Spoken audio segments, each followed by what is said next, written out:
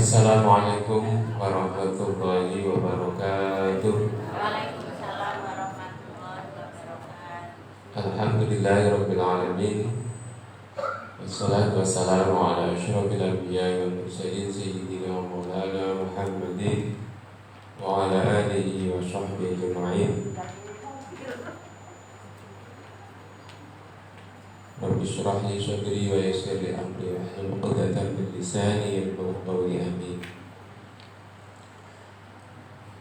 Hadratul muhtaramin yang kita muliakan bersama para alim, para ulama, para tokoh,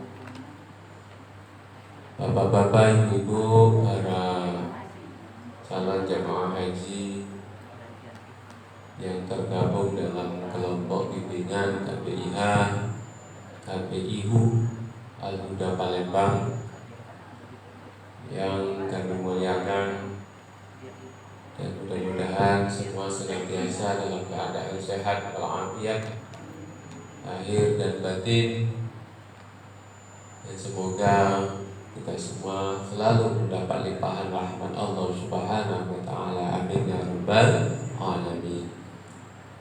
Puji syukur alhamdulillah pada pagi hari ini kita bisa melanjutkan manasik haji kita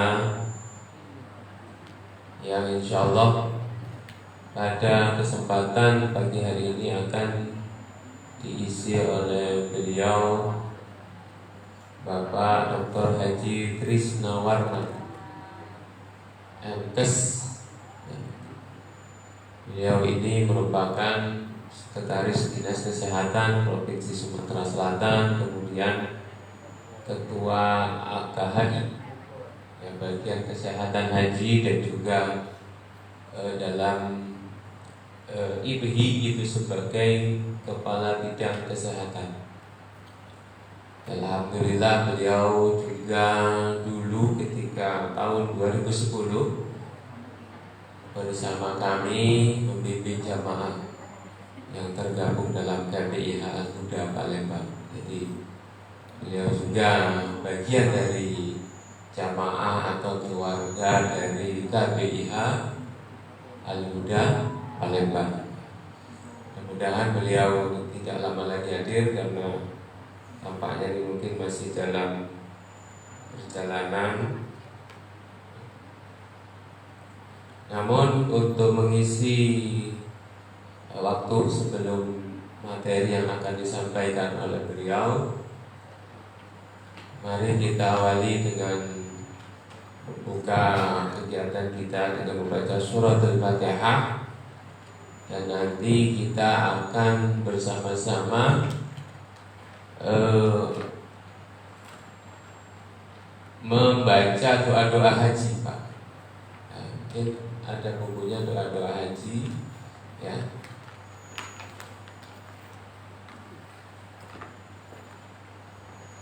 Nanti kita baca, ya minimal untuk ya mengingatkan kita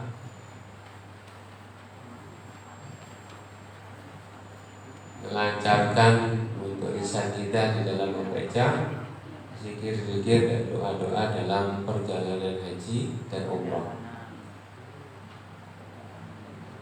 Mari kita buka dengan membaca surat Al-Fatihah dengan harapan mudah-mudahan kegiatan kita pada pagi hari ini berjalan dengan lancar, mendapatkan ilmu yang manfaat, barokah, dan senantiasa ikhtiar kita di dalam menunaikan ibadah haji nantinya diberi kelancaran, kemudahan oleh Allah Subhanahu wa taala.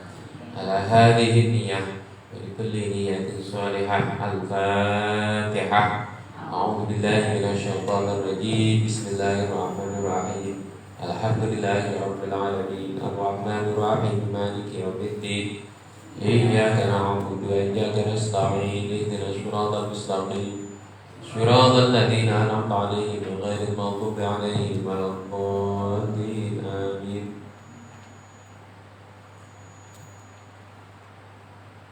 Baiklah bapak-bapak, ibu-ibu yang kami muliakan, mungkin bisa dibuka buku yaitu doa-doa dalam perjalanan.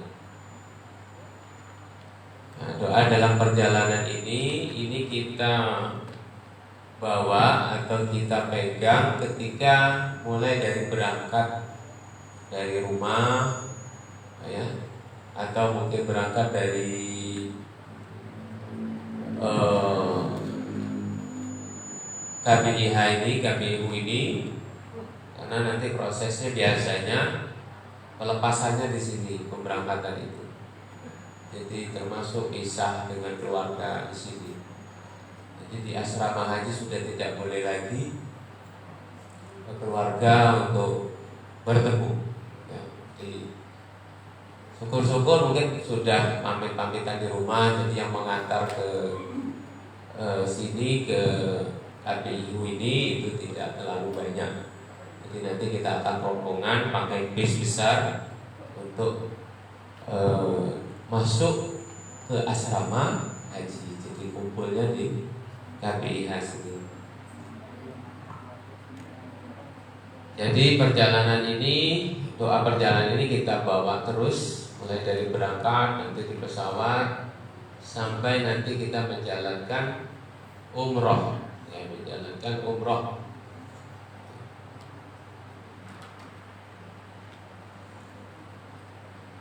Baiklah, yang pertama doa dalam perjalanan, doa dalam perjalanan keberangkatan. Kita baca bareng, nanti tinggal diikuti aja, ya. Bismillahirrahmanirrahim. Bismillahirrahmanirrahim. Wa mursaha. Inna Rabbi laghafurur rahim. Wa ma qadarullaha haqqa qadrihi wal ardu jami'an qabdatuhu yawmal qiyamah was samawatu matwiyatun biyaminihi subhanahu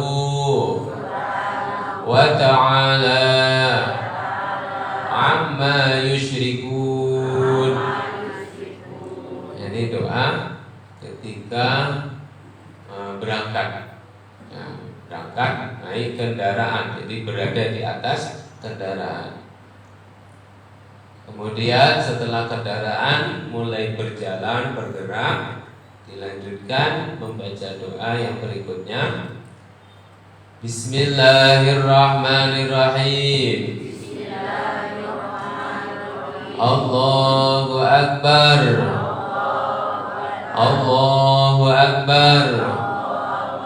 Allahu Akbar.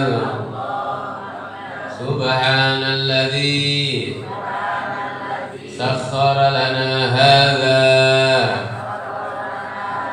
wa ma kunna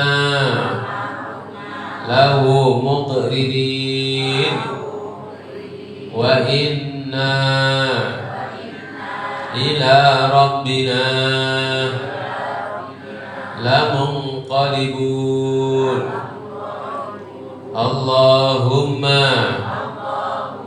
inna nas'aluka fi safarina hadza al-birra wat-taqwa wa minal amali ma tarda. Allahumma hawwin alaina safarana hadza waqdi 'anna bu'dahu. Allahumma antas sahibu fis safari wal khalifatu fil ahli. Allahumma Inni a'udzu bika min wa'tha'is safari wa ka'abatil manzari wa su'il munqalabi fil mali wal ahli wal waladi. Nah, ini doa ketika kendaraan mulai bergerak atau berjalan. Jadi doa ini Bu terus dibaca kalau kita naik kendaraan, naik bis, naik pesawat, nanti waktu ziarah di sana, kita semua membaca doa safar ini. Yang intinya doa ini adalah kita memohon kepada Allah agar perjalanan kita perjalanan dalam hal kebaikan dan ketakwaan. Karena sebaik-baik orang adalah orang yang bertakwa. Dan kita memohon agar dimudahkan perjalanan. Hawwin alaina, ya Allah mudahkanlah bagi kami perjalanan kami. Waqwi anna bu'dahu, dan singkatkanlah itu yang jauh jadi dekat. Tidak terasa jauh. Naik pesawat 9 jam. Ya, mudah-mudahan tidak terasa. Tidak terasa susahnya, ya, tahu-tahu lah nyampe. Nah, itu mungkin berkah dari doa. Selanjutnya ketika sudah sampai di tujuan, jadi kalau pergi sampai di pesawat itu mendarat di Madinah gelombang pertama, atau kalau gelombang kedua mendarat di Jeddah, maka kita membaca doa nomor 3, doa sampai di tujuan. Bismillahirrahmanirrahim. Allahumma inni as'aluka khairaha wa khaira ahliha wa khaira ma fiha wa a'udzu bika min syarriha wa syarri ahliha wa syarri ma fiha. Ya Allah, berilah kebaikan kepada kami, kebaikan tempat ini, kebaikan penduduknya, kebaikan apa-apa yang ada di dalamnya. Jadi kalau kita berada di tanah suci, yang kita temui adalah yang baik-baik. Ini doanya, baik di Mekah maupun di Madinah.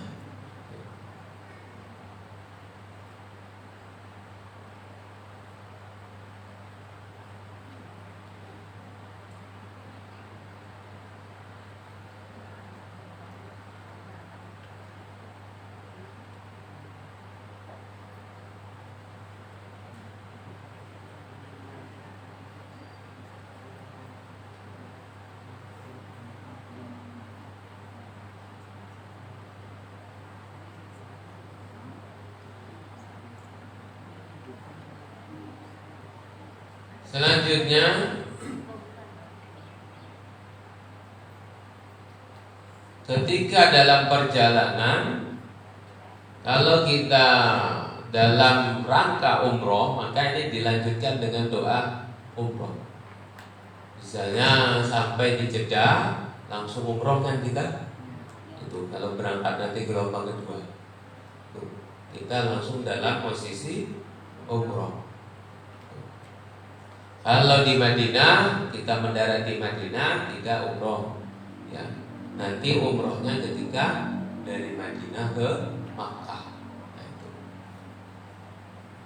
Kemudian niat umroh seperti yang kemarin kita baca, itu niat umroh. Bismillahirrahmanirrahim. Labbaik Allahumma umratan nawaitul umrata wa ahramtu biha lillahi ta'ala. Jadi itu salah satu Pak ya. Boleh labbaik Allahumma umratan atau nawaitul umrata wa ahramtu biha lillahi ta'ala.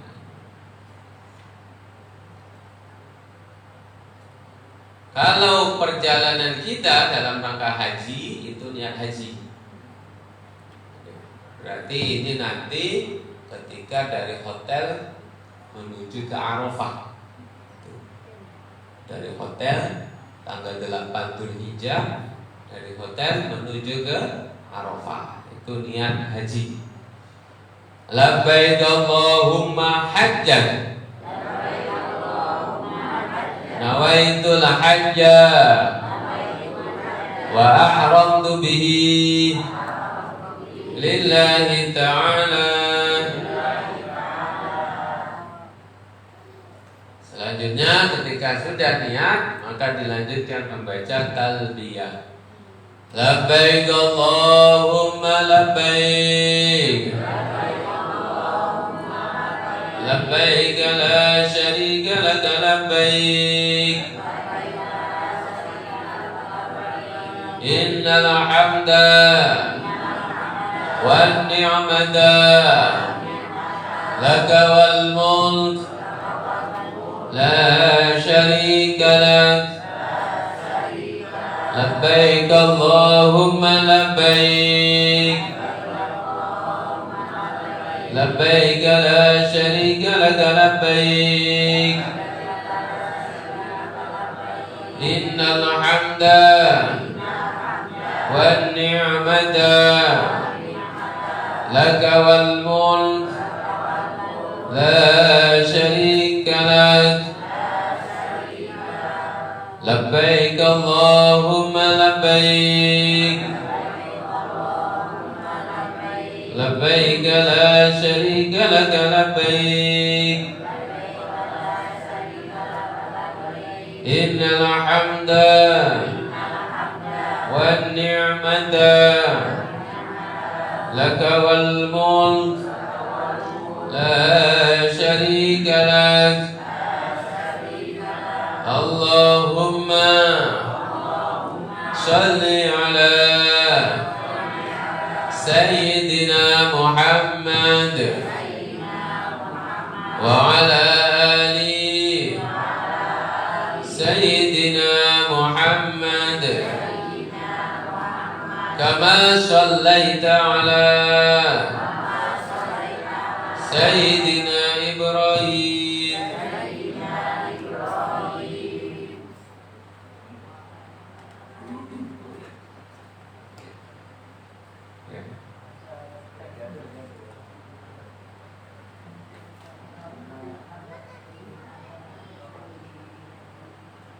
Kita teruskan.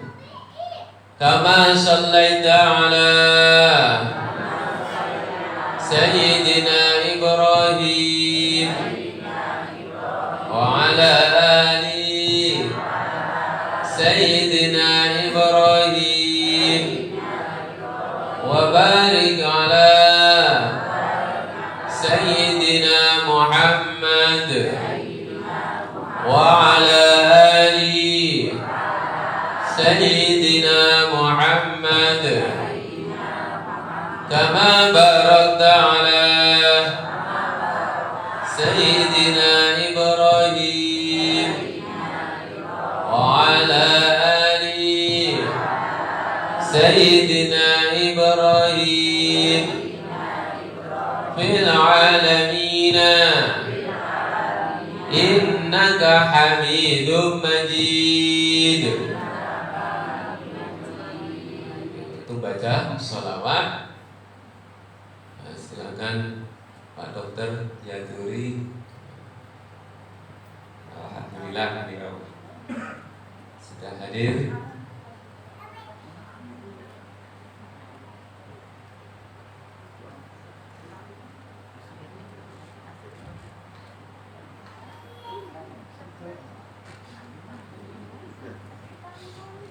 Setelah kita membaca sholawat, maka diteruskan dengan berdoa.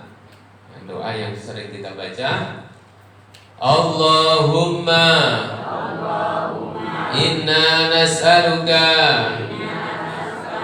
ridhaka wal jannah wa na'udzubika min sakhatika wan nar. Rabbana atina fid dunya hasanah wa fil akhirati hasanah wa qina adzaban nar wa adkhilna jannata ma'al abrur ya aziz ya ghaffar ya rabbal alamin. Nah, ini doa ini kita ulang-ulang terus, mulai talbiyah, sholawat, doa, talbiyah, sholawat, doa. Ini zikir yang kita baca atau doa yang kita baca ketika kita ihram. Ya, setelah niat tadi, nah, itu kita baca terus sampai kita menjalankan atau melaksanakan tawaf sa'i. Tawaf sa'i selesai, baru tahallul. Nah, selesailah ibadah umroh. Nah, itu bapak-bapak, ibu-ibu rahimakumullah. Jadi itu mungkin sedikit rangkaian amaliyah atau doa-doa yang akan kita amalkan ketika dalam perjalanan. Dan ini sering kita baca, ya, mulai dari berangkat, nanti ziarah, nanti dari Madinah ke Mekah, Mekah Madinah, kemudian pulang. Nah, itu kita baca doa-doa dalam perjalanan. Nah, itu saja mungkin untuk materi doa-doa. Dan selanjutnya karena beliau sudah hadir, yaitu beliau Dr. Haji Trisna Warman akan menyampaikan materi manasik kita, yaitu berkaitan dengan kesehatan haji. Terutama mungkin kondisi sekarang ini, Pak Dokter, pasca pandemi mungkin ada hal-hal yang berkaitan dengan kesehatan yang perlu juga diketahui oleh para jamaah haji. Nah, karena kondisinya berbeda dengan tahun-tahun sebelumnya. Tidak panjang lebar kami berbicara, mungkin langsung saja untuk waktu sepenuhnya kami serahkan kepada beliau. Kepada beliau Dr. Haji Trisna Warman kami aturkan.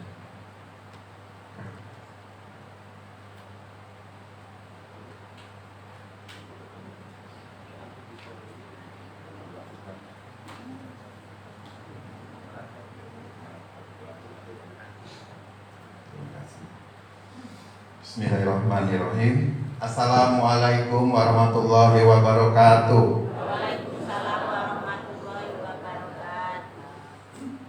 Yang kami hormati Ketua Bimbingan Manasik Haji dari KPA Buda, Pak Wakil oleh Saudara Ustaz Luat, kami manggil Ustaz Luat ini, Ustaz Ubaidillah.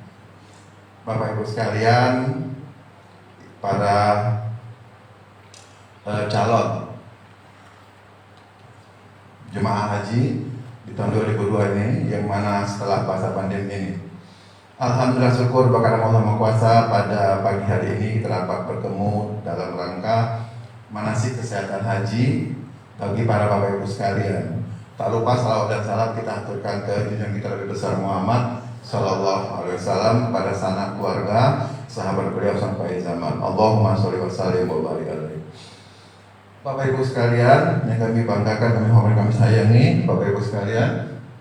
Baiklah, pada pagi ini saya Dr. Trisna Warman diberikan waktu oleh pembimbing KW Al-Huda untuk menjelaskan manasik kesehatan haji, di mana kita setelah masa pandemi ini yang sampai sekarang Bapak Ibu ya perlu diketahui kita belum selesai, belum masa endemi sekarang. Belum ada ketentuan dari WHO dari dunia, kesehatan dunia, bahwasanya kita sudah bebas dari COVID-19. Belum Bapak Ibu sekalian ya, kita masih masa transisi ini antara pandemi ke endemi. Karena di beberapa negara di dunia masih ada yang mengalami lonjakan COVID, seperti di Cina, di daerah Eropa dan sebagainya.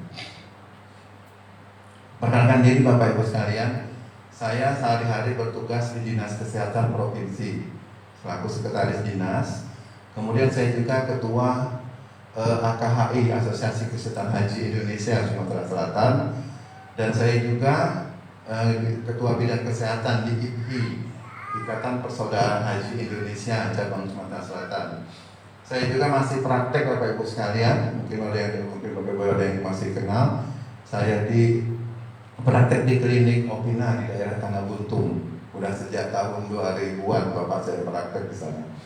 Jadi Bapak Ibu sekalian, izinkan saya pada pagi ini untuk memberikan materi manasik kesehatan haji. Insya Allah kita sama-sama nanti saya jelaskan, dan juga Bapak Ibu sekalian bisa bertanya nanti. Insya Allah kalau saya mampu jawab, saya jawab. Yang tidak, saya mohon maaf, akan saya jadikan PR saya. Nanti akan saya jawab. Nanti saya tinggalkan nomor telepon saya, bisa kita berdiskusi melalui WA ya Bapak Ibu. Atau telepon, silakan Bapak Ibu. HP saya 24 jam, insya Allah saya bersedia untuk membantu Bapak Ibu sekalian. Ya, lanjut. Kita mulai Bapak Ibu sekalian ya. Jadi dasar pelaksanaan dasar pelaksanaan penyelenggaraan kesehatan haji ini sudah ada beberapa undang-undang. Jadi memang ada undang-undang, ada Permenkesnya, dan juga ada edaran dari Dirjen Haji. Jadi kita tidak usah khawatir Bapak Ibu, pelaksanaan ini sudah ada undang-undangnya yang diatur melalui undang-undang. Lanjut. Nah, jadi Bapak Ibu sekalian, tujuan penyelenggaraan kesehatan haji itu melalui Permenkes nomor 62 tahun 2016 itu mencapai kondisi istiqomah kesehatan haji. Kedua, mengendalikan faktor risiko kesehatan haji. Ini bisa oleh sakit. Mengendalikan faktor risiko kesehatan haji. Kemudian menjaga agar jemaah haji dalam kondisi sehat selama di Indonesia dan selama perjalanan juga pas di Arab Saudi. Itu tujuan haji, kesehatan haji. Kemudian mencegah terjadinya transmisi penyakit menular yang mungkin terbawa keluar dan atau masuk oleh jemaah haji. Jadi itu juga salah satu tujuannya ya Bapak Ibu, seperti terjadinya penyakit-penyakit meningitis, COVID-19, juga flu burung dulu kan pernah. Jadi tujuan kesehatan haji ini diselenggarakan salah satunya itu. Kelima, memaksimalkan peran serta masyarakat dalam penyelenggaraan kesehatan haji. Jadi ikut juga Bapak Ibu sekalian di sini dimaksimalkan peran serta Bapak Ibu sekalian dan juga masyarakat dalam menyelenggarakan kesehatan haji. Ya, lanjut. Jadi faktor risiko eksternal yang mempengaruhi kesehatan jemaah haji. Jadi faktor lingkungan luar yang mempengaruhi: 1, lingkungan fisik, 2, lingkungan sosial, 3, lingkungan psikologis, dan 3, kebijakan. Jadi Bapak Ibu sekalian, ini yang 4 mempengaruhi lingkungan eksternal yang menjadi kesehatan haji ini Bapak Ibu sekalian. Pertama, seperti jarak pemondokan ke Masjidil Haram, kalau yang fisik itu ya Bapak Ibu sekalian. Kemudian juga suhu yang ekstrim, kemudian juga panas, kemudian juga badai pasir, kelembapan rendah dan sebagainya. Jadi lingkungan di sana itu mempengaruhi pada kesehatan haji Bapak Ibu sekalian. Kemudian lingkungan sosial, seperti adaptasi dengan penduduk dari berbagai negara dan di negeri asing serta norma dan kebiasaan yang berbeda. Jadi nanti Bapak Ibu sekalian di sana ketemu sama orang-orang dari jemaah haji lainnya. Tentunya kita harus ada adaptasi kan, apalagi kita nggak bisa bahasa, sama-sama nggak bisa bahasa Indonesia ataupun bahasa Inggris atau bahasa Arab. Akhirnya kita pakai bahasa isyarat Bapak Ibu ya. Jadi istilahnya begitulah cara kita mengadaptasi dengan lingkungan kita. Kemudian lingkungan psikologis. Di sana seperti jauh dari keluarga, waktu yang lama, interaksi antar sama jemaah selama menjalankan ibadah. Jadi lingkungan psikologis Bapak Ibu sekalian, kenapa kita terasa rindu dengan keluarga, jauh dengan keluarga. Jadi itu pun menjadi beban kesehatan kita juga. Ada yang nggak bisa tidur. Ada kejadian pada saat saya melakukan tugas haji, saya sudah berapa kali melakukan tugas haji di kemarin. Ada bapak-bapak yang ingat kandang ayamnya belum ditutup. Masya Allah, ya kan Bapak Ibu. Jadi itulah kadang-kadang kita. Nanti aku mau pulang dulu, aku mau nutup kandang ayam karena ayamnya banyak Bapak Ibu. Nah itu salah satu psikologis ya. Makanya gitu kita mau berangkat Bapak Ibu sekalian, niatkan betul-betul kita bebaskan semua, kita lepaskan. Kita hanya Allah yang akan menjaga semua harta, benda dan juga anak, istri, semua yang kita tinggalkan di Indonesia. Itu Bapak Ibu niatkan, minta bantuan Allah karena salah satu kita tidak ada daya upaya karena Allah semua yang akan membantu. Itu kan kalau memang kita niatnya tidak ikhlas Bu, itulah kejadiannya. Itu salah satu beban psikologis. Akhirnya Bapak Ibu sekalian, dari awal haji sampai haji orang sudah meninggal Bapak Ibu. Akhirnya meninggal juga di sana Bapak Ibu. Jadi dia nggak bisa melaksanakan haji selama itu di sektor di rumah sakit haji Indonesia dirawat dari awal sampai akhir. Karena dia mau minta pulang. Bagaimana mau pulang Bu? Bukan kayak pesawat Jakarta Palembang tiap hari ada Bu ya. Di sana kan ada jadwalnya kita pergi dan pulang. Nah, jadi Bapak Ibu sekalian berkaca ataupun kita belajar dari kejadian ini, saya ingatkan kepada Bapak Ibu sekalian, semata-mata kita tinggalkan dan mintalah perlindungan dari Allah. Hasbunallah wa ni'mal wakil, ni'mal maula wa ni'man nasir. Jadi Bapak Ibu ya, minta salahkan kita hanya Allah yang menjadi pelindung kita. Nah, itu salah satunya. Beberapa kali saya menjadi petugas, itu beberapa kali saya ketemu yang aneh-aneh pokoknya. Itu karena mungkin tadi belum ikhlasnya kita meninggalkan. Mohon maaf Ibu. Kemudian juga kebijakan. Nah ini seperti kebijakan penempatan pondokan, jarak yang jauh, dan juga kebijakan pemerintah. Jadi tadi ini terkait dengan istiqomah tadi Bapak Ibu. Istiqomah tadi kan ada yang mampu, artinya mampu. Mampu itu bisa mampu dari segi keuangan, kemudian mampu dari segi kesehatan, atau lagi mampu dari segi keamanan. Nah, salah satu keamanan tadi, kita 2 tahun ini Bapak Ibu nggak bisa berangkat haji karena tidak istiqomah. Makanya dilarang oleh pemerintah ataupun Kerajaan Arab Saudi tidak menerima jemaah haji dan umroh kemarin ya kan. Tapi mereka lokal tetap menerima karena ada lockdown. Nah, ini salah satu istiqomah dalam segi keamanan. Itulah kenapa pandemi ini kita dilarang 2 tahun ini. Alhamdulillah syukur Bapak Ibu sekalian yang kembali dipanggil Allah tahun ini. Banyak-banyaklah bersyukur Bapak Ibu. Kalau kita lihat kan kemarin ada yang sama-sama kita mau berangkat kan sudah terjadwal, tiba-tiba dikurangi separuh. Kemudian dikurangi lagi yang usia di bawah 65. Walaupun 65 lewat 2 hari pun ditolak oleh sistem Bapak Ibu sekalian. Jadi ini adalah berupa apa? Betul-betul panggilan Allah bagi Bapak Ibu sekalian ya. Patut Bapak Ibu sekalian syukuri. Karena masih banyak yang mau berangkat Bapak Ibu sekalian. Yang teman-teman kita yang tidak bisa berangkat. Kita sedih Bapak Ibu sekalian. Saya aja ada 2 saudara yang sudah umur 66, satu lagi umur 70. Sehat Bapak Ibu sekalian. Kondisinya sehat. Dia mampu kayak, tapi karena ada sistem di sana, jadi dilarang berangkat haji. Bukannya dari pemerintah kita Bapak Ibu ya, dari Arab Saudi memang melarang. Nah, jadi Bapak Ibu sekalian, kalau ada saudara yang memang terkena dilarang berangkat itu, saya sarankan jangan diambil dulu Bapak Ibu. Kita tidak tahu kebijakan tahun depan ini akan berubah. Ya, ini tiap tahun berubah, kita tidak tahu Bapak Ibu. Jadi biarkanlah dulu, tetap jangan diambil setoran hajinya walaupun sudah lunas. Nanti insya Allah ke depan siapa tahu kan ada balik lagi 100% kita, dan juga mereka bisa umurnya diutamakan yang sehat dan juga di atas itu. Siapa tahu kan Bapak Ibu, insya Allah, karena kita nggak tahu sekarang ini berubah zaman sekarang ini. Di akhir zaman sekarang ini sudah banyak sekali perkembangan penyakit yang tidak menentu, ya, kejadian-kejadian luar biasa yang tidak kita ketahui. Pandemi COVID ini Bapak Ibu sekalian, akan Bapak Ibu ketahui, baru pertama kali di dunia Bapak Ibu, semenjak dunia ini ada, baru pertama kali ini kasus ini.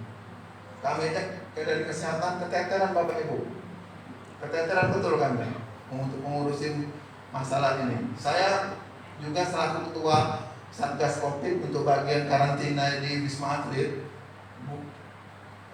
berkali-kali menerima penuh sampai full pasien-pasien yang kami karantina di Wisma Atlet. Bapak Ibu, kasihan melihatnya, ada yang di karantina, di lockdown segala macam, nggak bisa keluar. Pokoknya penyakit ini betul-betul mengganggu ekonomi dan juga kesehatan masyarakat kita.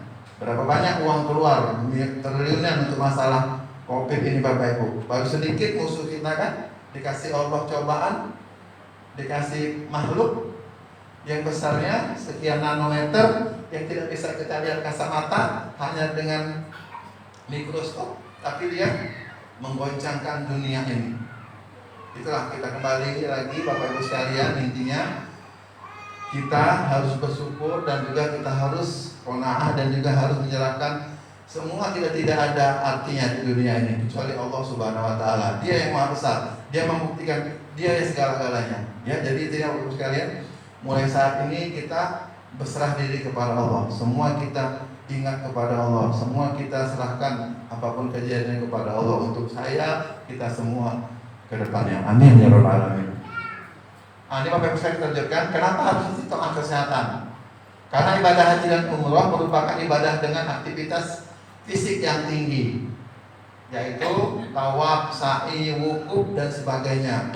Ini Bapak Ibu harus perhitungkan. Jadi kita bukan hanya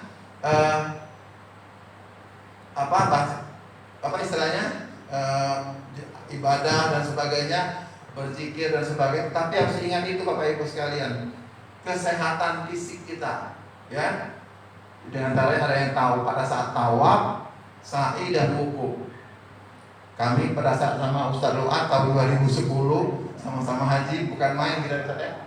Begitu ramainya masyarakat atau yang jemaah-jemaah di sana yang pada saat desakan, jalannya sekitar 7-8 kilo dari Matab pada saat di Mina, kemudian pada saat di Arafah, itu harus kita perhitungkan Bapak Ibu sekalian. Jadi masih waktu 1 bulan ini akan berangkat, ya. Oh ya, perlu saya kasih kabar Bapak Ibu sekalian, insya Allah udah tahu kita tanggal berapa berangkat. Jadi kami kemarin rapat, kemungkinan kloter pertama di Sumatera Selatan masuk asrama haji sekitar tanggal 5 atau tanggal 6 Juli, ya. Juni bulan depan. Untuk kloter 1, kloter kedua yang langsung ke Madinah itu antara tanggal 5 tanggal 6. Ya, itu gelombang pertama. Bukan untuk jemaah yang Indonesia. Sumsel ya. Ya, itu gelombang pertamanya tanggal 5 atau tanggal 6 masuk asrama haji. Antara itu. Ya. Kita belum ada jadwal ya. Nah, ini pokoknya kloter Sumsel. Siapa aja masuknya tanggal 5 tanggal 6 kloter pertama di asrama haji. Nah, pada saat masuk Bapak Ibu, sebelum berangkat harus di PCR. Diambil swab nasofaring sama hidung. Jadi Bapak Ibu sekalian, jaga kondisi 2 hari sebelum berangkat Bapak Ibu ya, jangan kurang tidur, jangan capek urusan dengan mawah ini mawah itu. Pokoknya jauh-jauh hari lah Bu, urusi mawah ini mawah itu segala macam di kotak di tas besar tuh ya, koper besar tuh ya. Ya kaget masuknya orang pasar Pak. Masa aku jadi topik kaget. Jadi kan jangan sibuk nak nyimpan mawanya waktu jadi bulan tidur. Nah pas masuk asrama disuai positif pula tuh. Nah laju tidak boleh mundur berangkat kamu, ya. Mintanya Bapak Ibu ya. Tidak urusilah seluruh anak-anak menyimpan itu. Jadi dari seminggu sebelumnya lah siap. Berarti pas 2 hari nak masuk asrama tuh kamu lah tenang-tenang, tinggal berdoa, tinggal zikir, minta kesehatan pada Allah, ya kan Bapak Ibu? Nah, kalau kamu sibuk ngurusin, lupa bawa, nah masuk ke Indomie. Kalau bapak nah masuk ke rokok, ya kan? Hati-hati Pak rokok. Dilarang di sana. KGP jangan. Jadi kamu tuh Ibu Bapak Ibu sekalian, kelas tinggal ini baik, tinggal apa tuh? Tinggal berangkat bela. Nah, tinggal masuk, kondisi sehat, begitu dicolok, hidung sama tenggorokan negatif, jadi bisa berangkat. Kalau positif Bapak Ibu ditunda dulu sampai dia negatif. Lemah kalau terakhir positif asal berangkat. Nah, makanya jaga Bapak Ibu ya. Jaga kesehatan 2 hari sebelum berangkat tuh. Enggak usah bodak tidur, enggak usah banyak itu. Pokoknya jam 10 tidur lah. Subuh lah bangun, tak ibadah kan. Nah, itu kondisi sehat itu, Bapak Ibu sekalian. Kemudian peraturannya vaksin nasi kita harus ada sudah divaksin 1 atau 2 vaksin. Vaksin pertama atau kedua. Yang tidak booster juga tidak apa-apa, ya. Syaratnya vaksin pertama kedua sudah divaksin dan juga nanti di swab.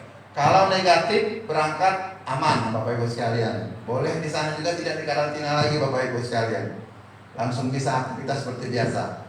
Jadi makanya mereka Arab Saudi tidak mau karantina lagi di sana, akan menyulitkan mereka juga Bapak Ibu. Jadi kalau sudah berangkat dari Indonesia kondisi kita negatif bersih, jadi berangkat di sana sudah aman. Tetapi Bapak Ibu walaupun di sana tidak memakai masker lagi, saya sarankan kita tetap pakai masker Bapak Ibu ya. Kita tidak tahu penyakit lain Bapak Ibu.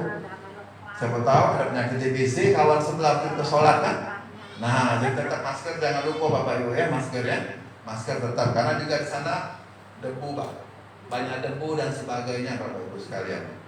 Jadi itulah kenapa harus sehat Bu. Kita kan tawaf, Bapak Ibu lihat sendiri. Kan sekarang sudah ada siaran langsung. Kalau kita lihat di Mekah itu tawaf. Kemarin pada saat tawaf di bulan Ramadan 10 hari terakhir dan kakek slow Bapak Ibu, nah berputar di tawaf itu. Apalagi kakek haji, walaupun cuma 1 juta diterimanya, masih banyak tuh lagu. Nah ke situ tuh ke Ka'bah itu. Nah jadi tawaf berkeliling 7 kali, sa'i lagi. Itu Bu, sapa marwah sapa marwah sapa 7 kali. Kalau kita sehat, lemak, Bapak Ibu ya, masih sehat-sehat ini. Kalau yang agak tua, ada sakit rematik pula, sama-sama murah.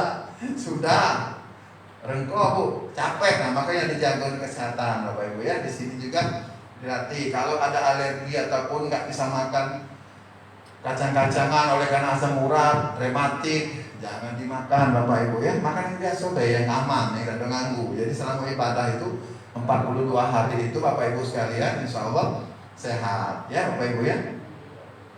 Kemudian wukuf, nah wukuf lagi itu Bu. Ini satu lagi pada saat wukuf, saya ingatkan Bapak Ibu sekalian, 3 hari sebelum wukuf Arafah Mina itu Bapak Ibu, jaga kondisi, jangan banyak ego, pulang kali sampai begadang malam kurang tidur. Karena kaget di Arafah Mina itu Bapak Ibu kurang tidur pasti 5 hari itu. Pasti kurang tidur. Ngapa kurang tidur? Kita dari Mekah atau Mekah nak ke Arafah itu kan naik bis. Kalau sudah macet turun, jalan kaki Bu, kita ke pemondokan di mana tempat itu tuh dibawa oleh pembimbing. Jalan kaki, panas-panas sering. Atau malam Bu sudah sama-sama di sana juga. Kaget kita ibadah. Itu juga ibadah. Tempatnya kan di Arafah itu kan pecah berkemah. Pesacak ini ada masing-masing tempat itu kondisinya tidak begitu dingin karena cuaca panas di luar itu. Kemudian juga banyak debu dan juga kamar mandinya antri. Ya, itu perlu diingatkan, kamar mandi antri. Kurang tidur pasti di Arafah. Habis Arafah wukuf Wukuf, sudah wukuf kita habis maghrib nak berangkat lagi ke ini, ke Musdalifah untuk mabit walaupun sedengar 10-12 menit jadilah lewat jam 12 malam mulai berangkat lagi. Tapi tidak bisa langsung cak kita di sini, langsung ada mobil antri lagi bisnya itu Bu, taradudi itu istilahnya ya. Nah, antri nunggu kadang sampai pagi Bu nunggu tuh. Kalau nak tidur ketinggalan gitu kakek, makanya tungguan sampai ibadah, sampai sholat di situ tuh. Jadi tungguannya loh, kita pernah sampai pagi, kami pernah sampai pagi Bu, sampai jam 7 pagi nunggu besok dari jam 2 malam. Nah itu nanti itu baru berangkat ke Mina. Sampai di Mina lagi, tanah lontar siangnya kan atau sore yang masih kurang tidur itu, atau malamnya. Jalan juga jauh, kadang-kadang ke Pondok Labu sekitar 3-4 kilo dari tempat melontar Jamarot itu. Nah, jadi Bapak Ibu sekalian perlu dipikirkan di sini gitu ya. Kalau pada tidurlah, istirahatlah. Itu. Begitu sudah melontar, tak sekali-kali tidur tak kok, kamu ngambil tenaga. Kalau itu sudah tidur itu insya Allah segar lagi. Nah itu. Tetapi jangan lupa Bu, berdoa kepada Allah minta kekuatan. Ya walaupun kita kurang tidur, kalau kita memang kita niat itu ikhlas dan niat memang itu insya Allah dijaga oleh Allah. Jadi jangan sombong kayak gitu Bu. Aku kuat di sini. Aku atlet, pemain bola. Ada pemain bola itu kan dari Gandus. Jadi kan pemain bola aku nih katanya kan, oh biasalah jangan.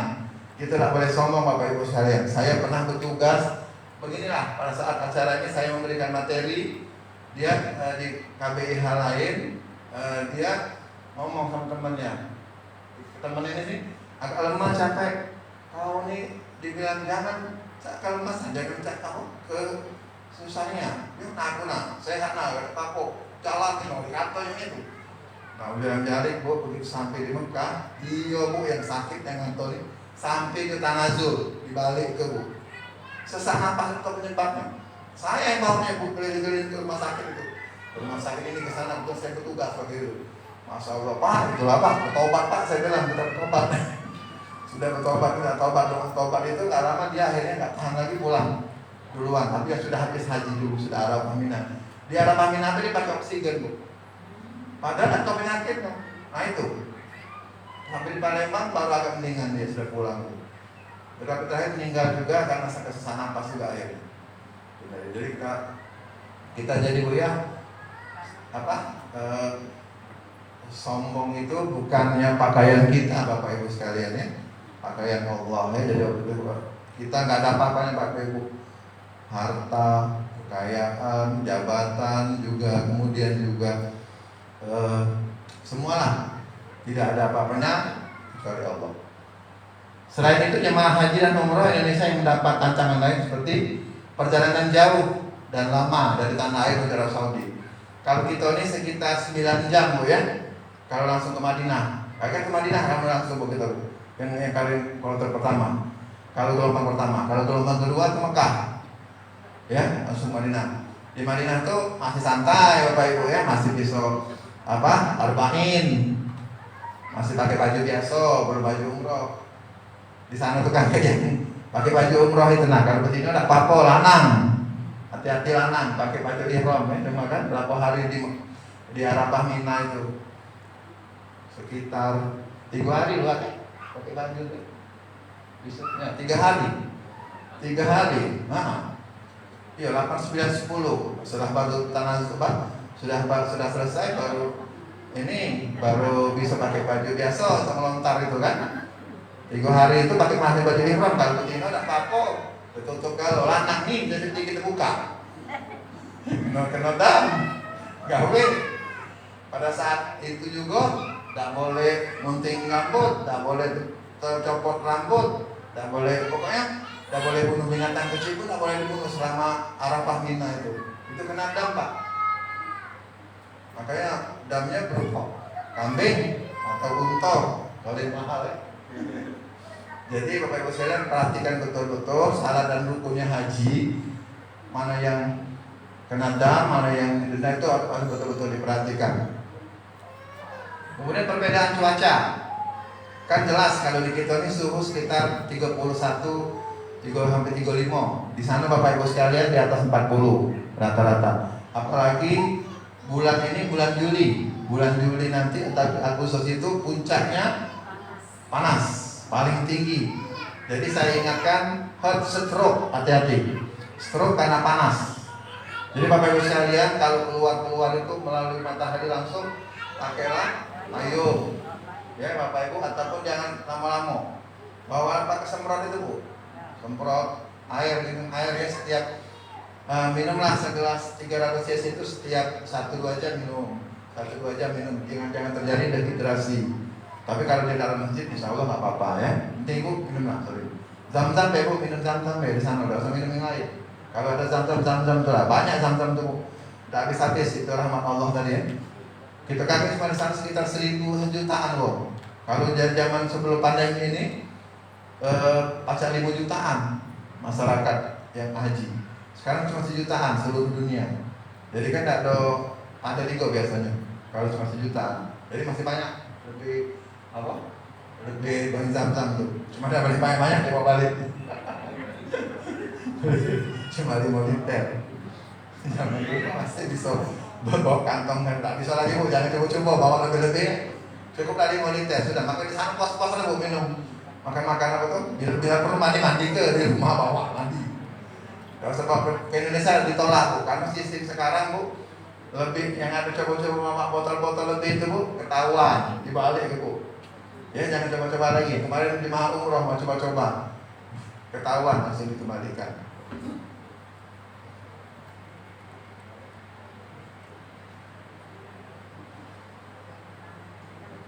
Sudah? Lagi ada?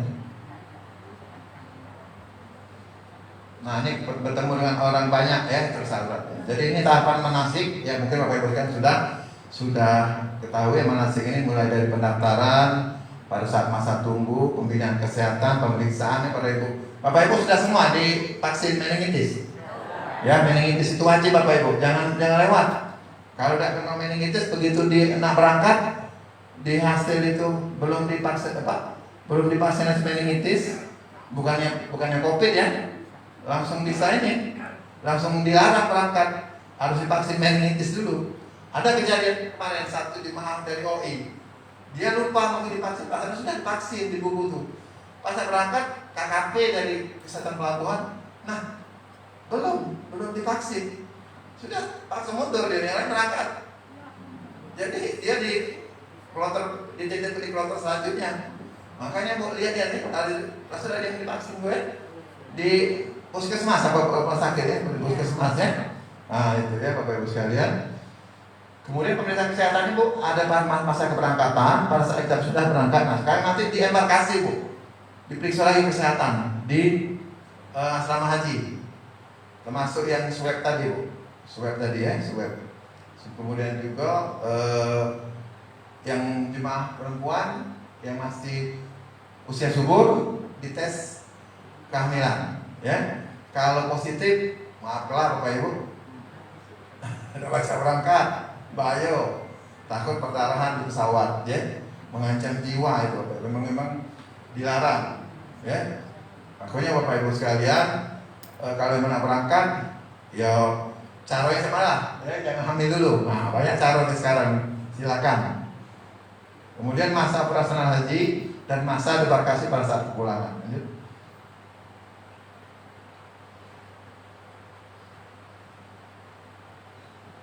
Manasik kesehatan di masa tunggu. Nah sebelum Bapak Ibu kan sampai nunggu kemarin ini, jadi kita itu maksudnya pembinaan haji pada saat 2 tahun sebelum berangkat. Mungkin sudah melalui tahapan tadi kan, aku berangkat tahun ini. Jadi sebelumnya mungkin Ibu sudah ikut manasik selama ini ya, berdua ya.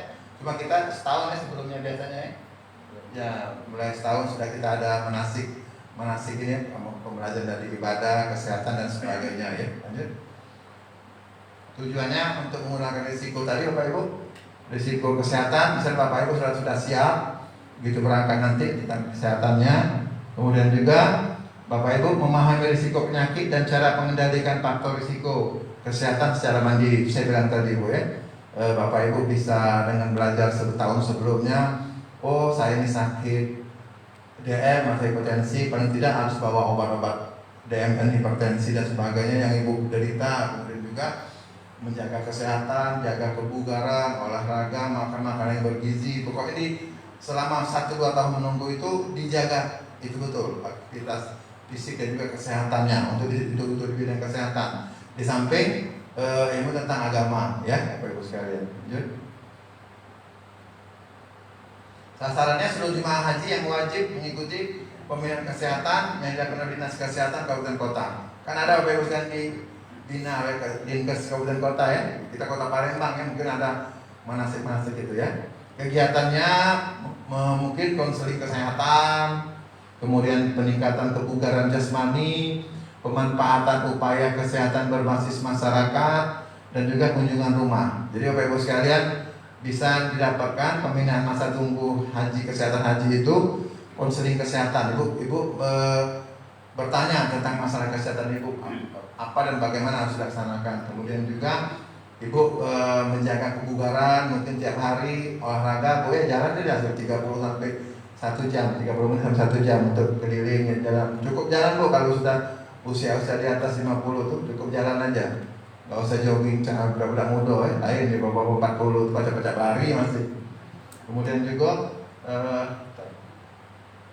penyuluhan itu seperti informasi kesehatan, kebugaran dan sebagainya, kemudian makanan bergizi, dan juga memakai pemanfaatan media online. Lalu tidak sempat kumpul mungkin di masa pandemi kemarin melalui daring Bu ya, melalui WA, Instagram, Facebook dan sebagainya. Lanjut. Pelaksanaannya mungkin oleh Dinas Kesehatan, juga bagian promosi kesehatan, bagian gizi dan sebagainya. Apa yang terlibat? Ya, lanjut. Ya, dilaksanakan oleh tim pengelola kesehatan haji oleh Dinas Kesehatan Kabupaten Kota. Lanjut. Rekomendasi jemaah haji yang telah melakukan program pembinaan kesehatan selama masa tunggu keberangkatan dicatat dan dipantau status kesehatannya, terutama pada saat konseling kesehatan oleh tenaga medis. Nah, jadi Bapak Ibu sekalian yang ikut pemantauan oleh Dinas Kesehatan Kabupaten Kota akan dicatat track record kesehatan ibu. Kalau ibu sehat, tetap dijaga kesehatannya. Kalau sakit diobati. Kalau ibu memang menderita stroke yang lama, yang rehabilitasi, akan dilaksanakan rehabilitasinya. Jadi sampai nunggu berangkat ibu sudah tahu keadaan. Bila ibu sudah memang ada kan yang kena stroke ringan itu ya, ada memang dia mau bisa berangkat itu yang misalnya lumpuh tangan sebelah kiri tapi masih bisa jalan. Nah, itu yang perlu dipantau terus nanti oleh jemaah Dinas Kesehatan pada saat keberangkatan. Lanjut. Pada masa keberangkatan ini pemeriksaan kesehatan pada masa keberangkatan ibu di puskesmas, kemudian ada beberapa pembinaan, itu ada 3 kali pemeriksaan kesehatannya boleh di puskesmas, di rumah sakit dan juga di asrama haji. Kemudian divaksin dan jemaah ada kartu kesehatan haji KKJH ya. Kan ada buku yang kesehatan yang hijau sampai cepat nanti boleh juga akan kita dapatkan. Lanjut.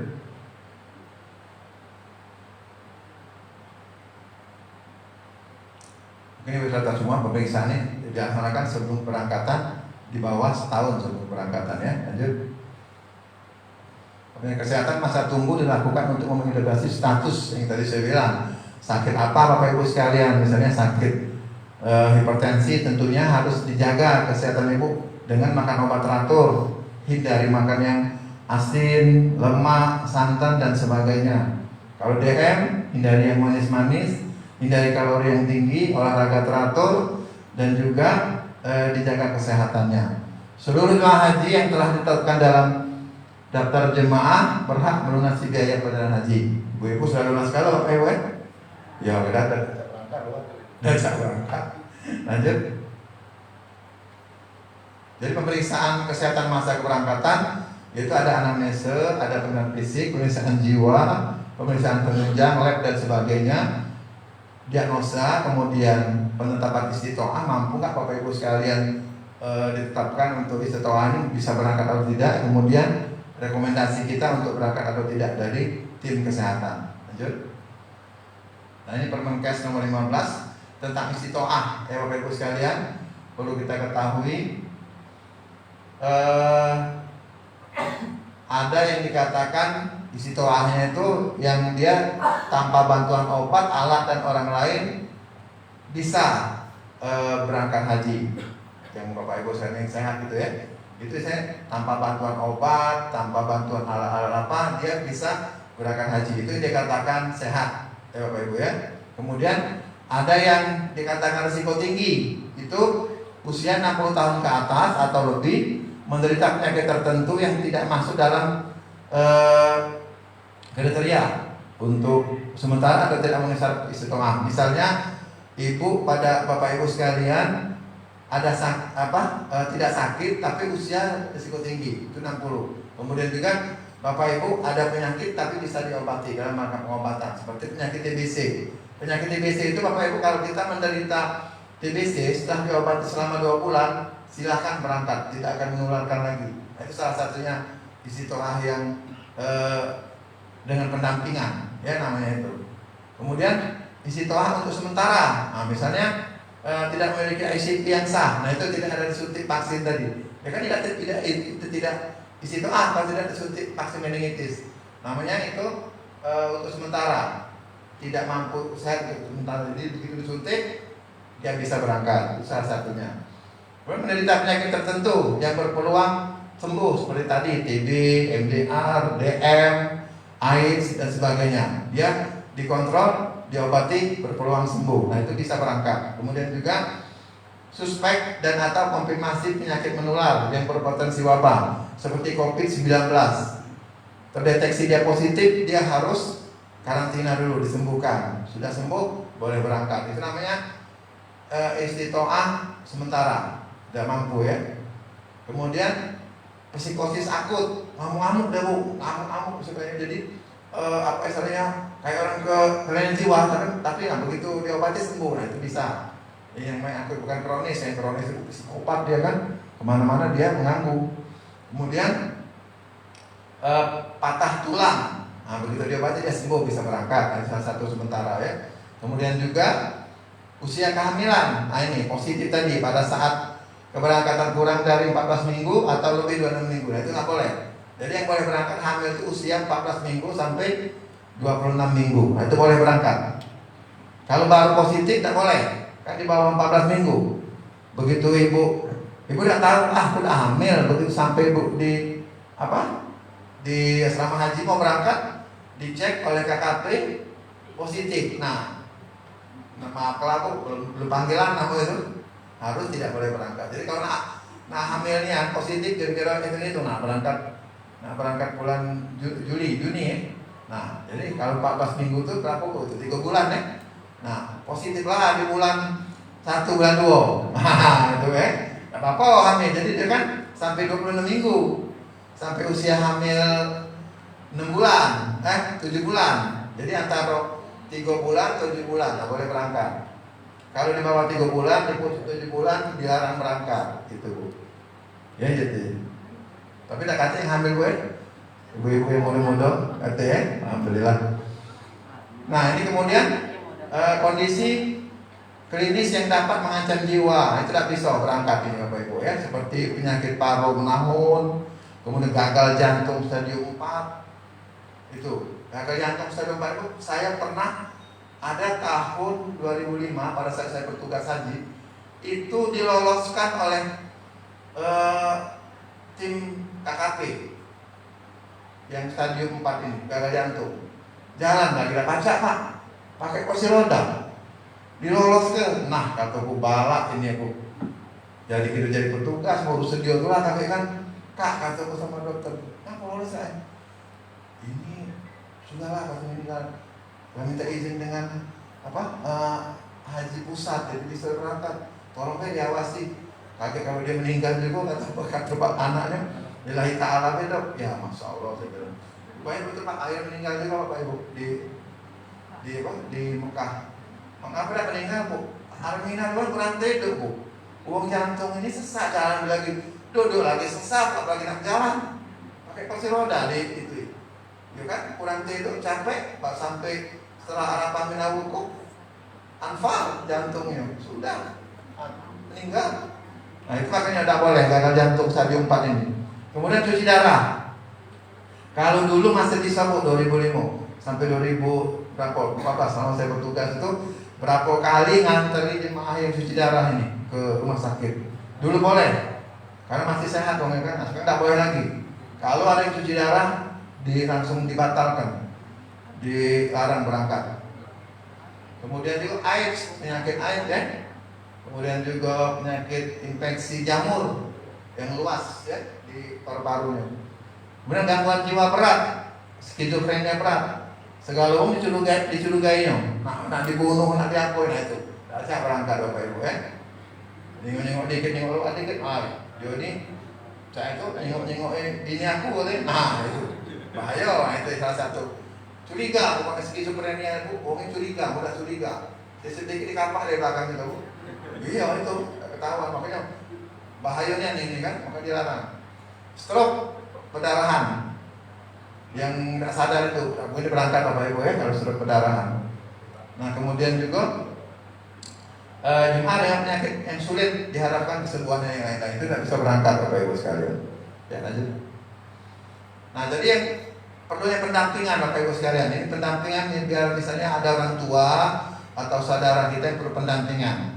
Yang dimaksud pendampingan orang itu seseorang yang sanggup menjadi pendamping jemaah haji harus memenuhi syarat kebugaran dan harus bertanggung jawab penuh terhadap jemaah haji yang didampingi. Selain itu orang yang akan mendampingi jemaah haji dengan penyakit harus memiliki kompetensi yang sesuai. Jadi Bapak Ibu sekalian, kalau bawa uang tua di bawah 60 dia ada sakit stroke yang ringan ataupun tuli ya ataupun bisu ya, nah itu ada yang pendamping harus didampingi. Jadi jangan dilepas-lepas Bapak Ibu. Itulah yang nyasar-nyasar tak ketahuan. Nah makanya harus ada pendamping orang. Nah kemarin sudah diterapkan. Begitu pandemi COVID amburadul, jadi ya kan kita sudah ada kayak kemarin saudara saya tuh, dia 2 orang suami istri di bawah 60 umurnya. Dia akan mendampingi bibi sama ayunya kan, sama bibinya 2 orang di atas 60-an. Begitu kebijakan 65 nggak dapat mereka, jadi nggak berangkat. Jadi yang berangkat suami istrinya aja. Kalau nggak kan bisa didampingi. Itu namanya pendamping tadi. Dia mendampingi orang yang sudah lansia tadi kan. Nah itu. Kemudian pendamping alat kesehatan, mungkin dengan kursi roda dan juga alat tongkat itu ya. Nah itu salah satunya dengan pendampingan. Kemudian obat-obatan jemaah harus dapat dipahami aturan minumnya, dibawa dengan jumlah yang cukup dan dapat dikelola secara mandiri. Jadi kalau Bapak Ibu ada obat-obatan yang harus dimakan, harus dibawa, masukkan di koper besar ya Bapak Ibu ya. Masuk di koper besar dan dicatat nama obatnya. Serahkan kepada petugas dokter kloternya nanti.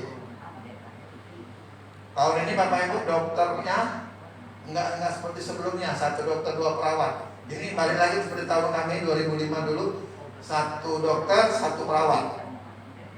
Karena memang dibatasi, semua dibatasi. Jadi memang untuk 450 orang ini agak keteteran pasti mereka tim kesehatan. Jadi Bapak Ibu sekalian biar enggak membebani juga kesehatan, Ibu bawa obat sendiri Bu kalau memang sudah ada, karena mereka juga mau mengambil obat, habis obat mau diambil. Sedangkan nanti kebutuhan banyak orang kalau obat. Jadi Ibu sudah siap obat sendiri bawa ya. Bapak Ibu sekalian yang perlu misalnya kalau yang sehat-sehat itu bawa obat pening, demam, pilek, batuk, mencret, bawa itu untuk ini. Untuk apa? Untuk persiapan kita Bapak Ibu ya di kotak besar itu. Dicatat atau minyak angin yang bisa pakai minyak angin. Kemudian juga pajaknya kayu putih dan sebagainya disimpan nanti itu yang sudah, ataupun bisa makan yang obat-obat bebas ya boleh. Nah kalau yang sakit bawalah obat untuk penyakitnya dalam jumlah banyak untuk sekitar 2 bulan. Misalnya yang darah tinggi, kalau biasa makan amlodipin 5 mili atau 10 mili, bawalah 5 keping sekali sehari kan dosisnya Pak. Nah jadi tidak payah-payah nak minta lagi, murah Pak amlodipin, tidak perlu mahal. Kandesartan apa kaptopril, nifedipin dan sebagainya ya, bawa radewe. Kemudian yang tinggi kolesterol, obat kencing manis bawa ya, obat kolesterol, obat asam urat, obat rematik, obat emah, oke untuk persiapan. Karena kita nangat kalau habis baru minta dengan dokter klonternya ya kemarin itu. Jadi dokter itu Bu sama perawat cuma siko-siko. Samunian sih Bu ya, pucak kami 2005 dulu. Nah begitu 2011 kemarin itu 2010 sudah 2 ya, 1 dokter 2 perawat, jadi tidak begitu ini. Jadi itu Bu ya, obat-obatan bawa sendiri, jangan lupa. Termasuk obat yang banyu-banyu untuk ada yang bawa obat berupa jamu Bu ya. Kalau bisa jangan banyak itu Bu. Yang ada kan dalam minum berupa cairan ya, obat cairan itu. Kalau yang perlu lah, dikit botol itu yang masuk. Itu kagak keberatan. Anak keberatnya kalau putus pula kan nih. Kopernya aja. Nah, waktu di embarkasi ini Bapak Ibu diperiksa nanti di asrama haji, diperiksa kesehatan, semua diulang kembali, termasuk hamil tadi, dan juga di swab untuk periksa COVID, lanjut. Kemudian yang untuk ngapa diperiksa lagi Bu di asrama haji itu untuk menentukan status kesehatan layak atau tidak layak untuk terbang. Nah itu Bu, jadi penentuan akhir di situ Bu kesehatannya. Tolong Ibu perhatikan ya di asrama haji itu, termasuk yang hamil tadi Bu ya, siko, kedua COVID ini Bu, masalah COVID ini, swab. Aku yang kataku 2 hari sebelum berangkat tuh tidur lah Bu, nah istirahat, makan yang bergizi. Iya jangan tidur pagi itu jalan Bu ya, habis subuh tuh nah, keliling biar seger ya. Nah itu usahakan Bu itu, karena untuk menjaga kebugaran sebelum kita diperiksa masuk asrama haji. Lanjut. Sasaran seluruh jemaah haji yang sudah berada di embarkasi haji. Jadi Bapak Ibu sekalian yang sudah ada galo lagi diperiksa galo nih Bapak Ibu. Ya, di sana kena periksa galo tanpa terkecuali. Lanjut. Yang diperiksa anamnesa, pemeriksaan vital sign, tensi, nadi dan sebagainya Bapak Ibu. Kemudian lab, laboratorium termasuk yang hamil apa tidak tadi, termasuk yang apa? COVID. Kemudian didiagnosa, oh sehat, silakan berangkat. Kemudian lanjut. Ya. Penetapan layak terbang ini setelah dinyatakan dalam pemeriksaan di KKP, Kesehatan Pelabuhan sebagai bagian DPP embarkasi telah memenuhi syarat. Kalau memang pada saat Ibu di embarkasi sudah sakit, begitu sakit, nah langsung dirujuk dulu Bu ke rumah sakit. Tiba-tiba Ibu sakit di sana kan ada kejadian. Nah berangkat besok tiba-tiba dia stroke Bapak Ibu. Stroke di asrama haji itu. Pasien ini stroke jadi dirujuk ke RSMH. Wah nangis-nangis bininya Ibu. Nangis tak berangkat bapak-bapak ini. Dia udah baca kan? Uang dia harus berangkat juga, pesawat dan nunggu-nunggu siko. Nah jadi rupanya dia stroke-nya agak ringan, jadi dia ditunda dulu. Ditunda beberapa dia kalau terakhir. Nah alhamdulillah sehat, bisa ketemu lagi Bapak Ibu. Cuman kalau tidak sehat Bu, ajak berangkat. Nah itu makanya dijagonya Bapak Ibu ya, kesehatan sebelum sampai di masuk asrama haji. Lanjut. Jadi rekomendasi selanjutnya, jemaah haji yang tidak layak terbang diberikan surat rekomendasi tidak layak terbang. Nah jadi belum bisa haji Ibu, jadi jatuhnya kalau di embarkasi kakek Bu itu keputusannya. Itu maksudnya yang hamil, yang tipe-tipe stroke, yang tipe-tipe gagal ginjal tidak bisa berangkat ya Bapak Ibu ya. Kemudian pemberitahuan rekomendasi disampaikan secara jelas sehingga jemaah haji dapat memahami dengan baik dan keluarganya juga memahami. Jadi tidak bisa tidak Bu, memang segala sesuatu ini semua kehendak Allah ya Bapak Ibu. Maka kita ikhlaskan lillahi ta'ala Bu. Kalau kita tidak berangkat, ya mungkin ada yang hikmahnya Bapak Ibu ya. Sudah kita yang penting kita berniat Bu. Itu sudah dicatat Allah, kita haji. Ya, gitu Bu. Niatkan aja. Jadi jangan sampai kita udah berangkat, gara-gara nyalahkan siapa-siapa, jangan Bapak Ibu ya. Mungkin ada kesempatan, mungkin ada hikmahnya, itu kayak diambil Bu. Semua sesuatu itu sudah terjadi karena Allah Bu ya. Disampaikan kondisi kesehatan jemaah haji yang baik, yang layak atau yang tidak karena bahaya penyakit dan sebagainya, risiko penularan. Makanya yang positif COVID tidak boleh berangkat tuh sebelum dia sembuh. Makanya Ibu kaget di swab di sana, kalau memang dia positif, ya lillahi ta'ala berarti harus nunggu kloter terakhir memang berangkat. Kalau kita diperiksa di kloter awal lama masih sempat tuh mungkin paling 7 hari gitu ini karantina kan, sehat lagi bisa berangkat di kloter berikutnya. Kalau kloter terakhir, nah pakai apa itu berangkat? Nah itu jaga kesehatan tuh ya, insya Allah kita dimudahkan sama Allah. Amin ya rabbal alamin. Lanjut. Nah ini pelaksanaan seperti bisa ibu lihat tuh foto-fotonya. Nah ini nanti di sana diperiksa oleh ini dokter-dokter kloter nih bu sama perawatnya, meriksa di di maktab di pondokan, dicek kesehatan. Nanti ada dokter-dokter kita yang meriksa sama perawat baik pada saat di KKHI, kemudian pada saat wukuf, pada saat follow up dan sebagainya. Lanjut.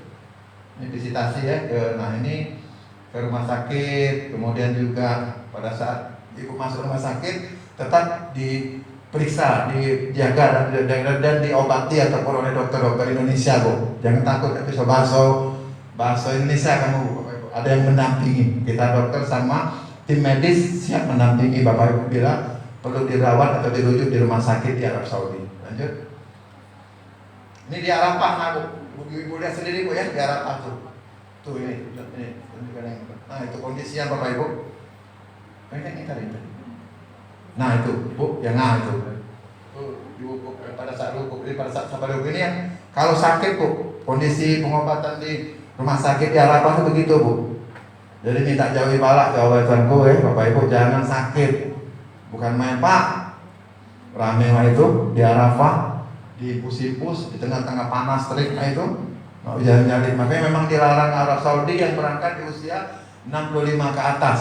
Itu pertimbangannya. Sibuk sekali memang kalau sudah sakit di Arafah itu. Lanjut. Itu kondisi di Arafah. Nah ini pada saat kena stroke oleh panas itu, kena panas itu bapak ibu pingsan ibu-ibunya. Kondisi umur di atas 65 itu. Karena kelewat panas, berdesak-desakan, mau ke melontar tadi dia pingsan. Ya, kemudian pada saat yang paling sering ini di Arafah Mina bu kejadian ini. Karena di situ kan pada saat desakan mau melontar, mau kondisi yang itu.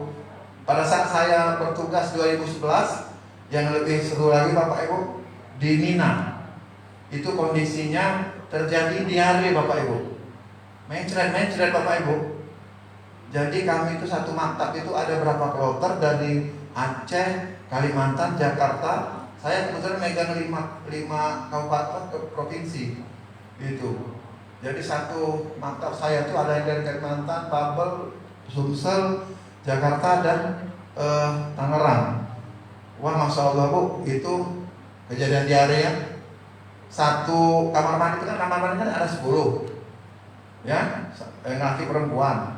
Yang antri ini bu 20 yang mau diare, yang udah nggak tahan sakit perut gara-gara makanan di sana. Makanya perhatikan bapak ibu nanti ya, kondisi makanan kalau sudah agak-agak dingin, nggak usah dimakan bapak ibu, makan roti-roti gitu deh. Makanya pada saat agak ke Arafah Mina tuh, bapak ibu bawa juga roti-roti kering ataupun makanan yang memang punya bapak ibu ya.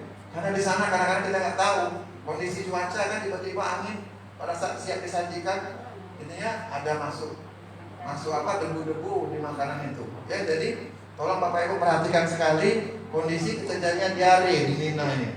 Pernah kasus diare saya pada saat itu bertugas, masya Allah bapak ibu sekalian, minta ampun orang yang diare dari hari malam sampai pagi sampai siang itu masih bertumbangan bu, diimpus di situ.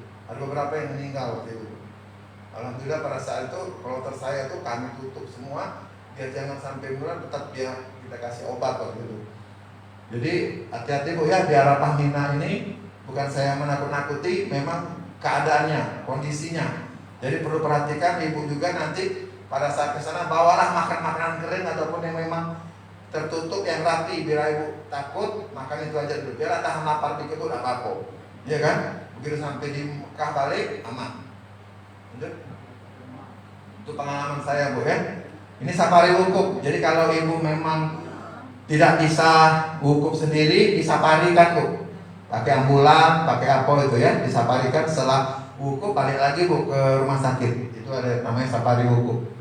Lanjut. Nah ini bu, kondisi yang sakit pada saat sudah Arafah Mina. Itu pada saat itu kondisi itu banyaknya itu jadi peningkatan pasien 150% di rumah sakit tuh. Makanya hati-hati bu setelah Arafah Mina. Ini pada saat kondisi dulu memang belum ada pembatasan ya, pembatasan umur. Terus sekarang mudah-mudahan nanti nggak sampai kejadian begini. Ini pada saat sebelum pandemi. Lanjut. Nah, ini imunisasi meningitis wajib Bu ya, karena untuk jangan sampai terjadi peradangan selaput otak. Kalau sudah terjadi peradangan otak di sana Bu, menularkan semuanya Bu. Satu kloter itu bisa tertular dengan meningitis ini. Kalau satu orang terkena Bapak Ibu, itu makanya wajib meningitis ini. Ini penyebab kematian tertinggi penyakit meningitis ini. Dia tertular melalui debu, udara, dan juga yang sakit. Nah, jadi hati-hati, makanya itulah guna vaksin meningitis Bapak Ibu kita. Ya, Insya Allah halal sudah sekarang ini. Kalau dulu kan masih jadi pro kontra ya, ada yang dari babi sebagainya, tapi nggak, sekarang sudah halal Bapak Ibu sekalian dari itu kita ya aja. Ini gejalanya demam tinggi, kejang ya, shock, infak otak. Nah, itu yang masalah yang paling berat. Makanya hati-hati. Kenapa meningitis ini? Dia melalui udara. Apalagi Bapak Ibu di sana kan kita berdasar-dasarkan banyak orang dari Afrika dan sebagainya, itu sering tertular tuh. Jadi semua diwajibkan. Jadi sudah ada vaksin meningitis, insya Allah nggak tertular lagi. Ya, lanjut. Pencegahannya vaksin, ya lanjut. Memakai masker Bu. Hindari kepadatan dan hindari kontak langsung dengan penyakit meningitis kalau Ibu di sana. Intinya ya, lanjut. Yang tidak bisa, kecuali ada yang tidak bisa Bu, orang hamil, orang yang demam tinggi, orang yang alergi. Nah, itu nggak bisa divaksin meningitis, tapi ada keterangan dari spesialis memang tidak bisa divaksin. Jadi boleh, cuma hati-hati selama di sana. Itu aja. Lanjut. Jadi yang tidak bisa memenuhi syarat ditunda, yang sudah bilang tadi ya. Lanjut. Udah ini. Udah lanjut, ini peraturan yang tidak bisa berangkat. Ya lanjut.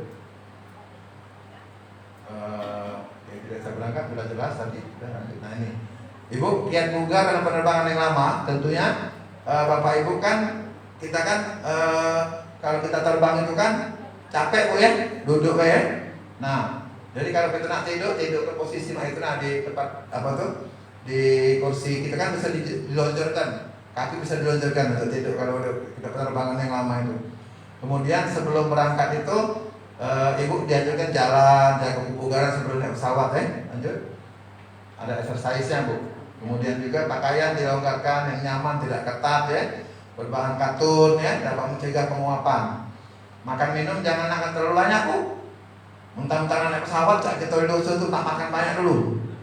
Nah BAB kayak Bu di sana, nah tahu BAB kalau gitu ini kan, nak banyak banyu di sana kan banyu terbatas. Lagi pula pesawat tak boleh nyampak banyu di pesawat itu Bu. Loka kontak pesawat Bu. Mati pesawat, ada jalan, nah pucuk mati pesawat.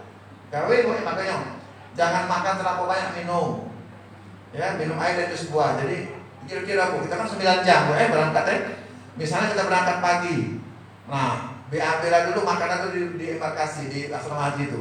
Begitu berangkat, dah akan yang dikit-dikit minum dikit-dikit jadilah kan. Minum selama perjalanan tuh. Pas nyujuk makan siang oleh pramugari di pesawat tuh kakek, banyak itu Bu. Ya, kalau kamu memang sanggup makannya makan deh Bu. Cuman itu kan dibatasi dikit memang tuh. Memang dikit, tidak banyak dikasih. Jangan berlebih makannya Bu. Kira-kira lah.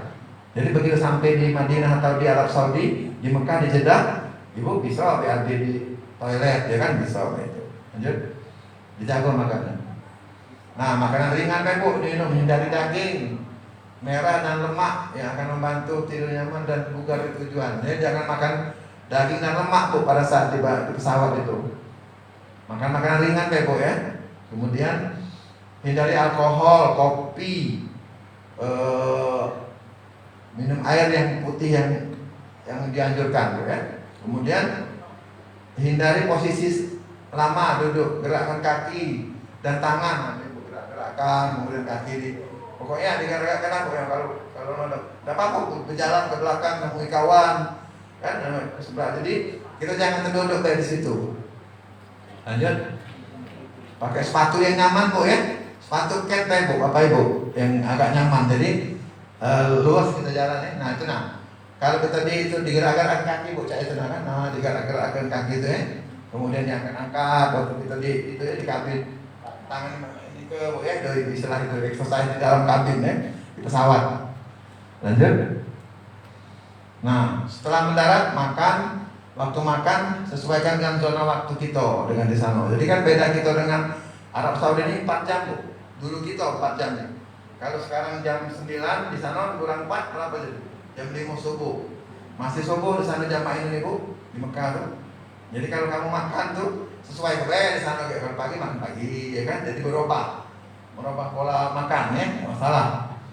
Kemudian lakukan di bawah matahari 30 menit, mungkin latihan jalan setelah kita balik dari masjid kan, jam-jam habis sholat duha itu jalan ya.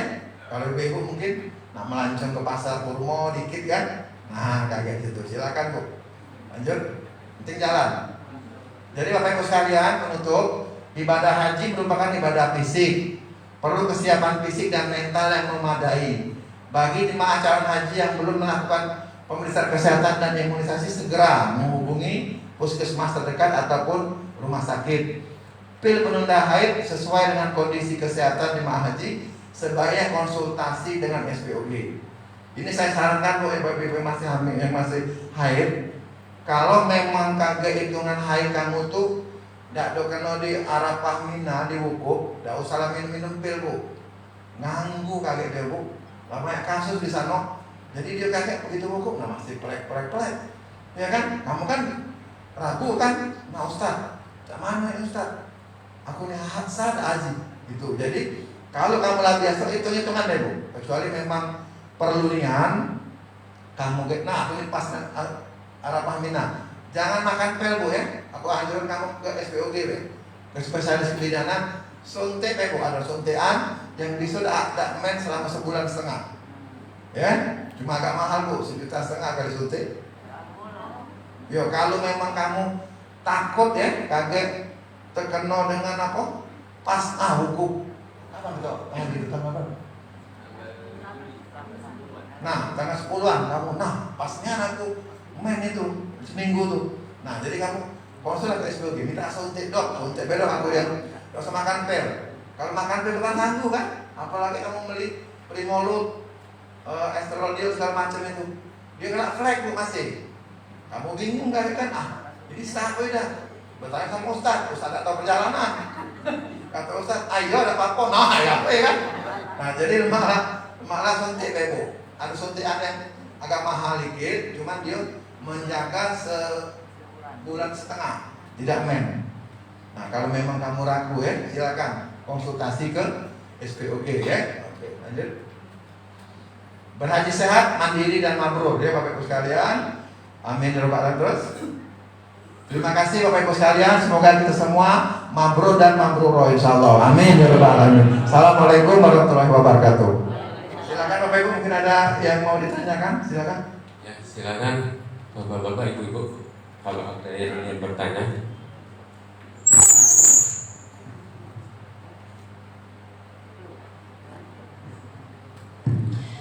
Terima kasih. Assalamualaikum warahmatullahi wabarakatuh.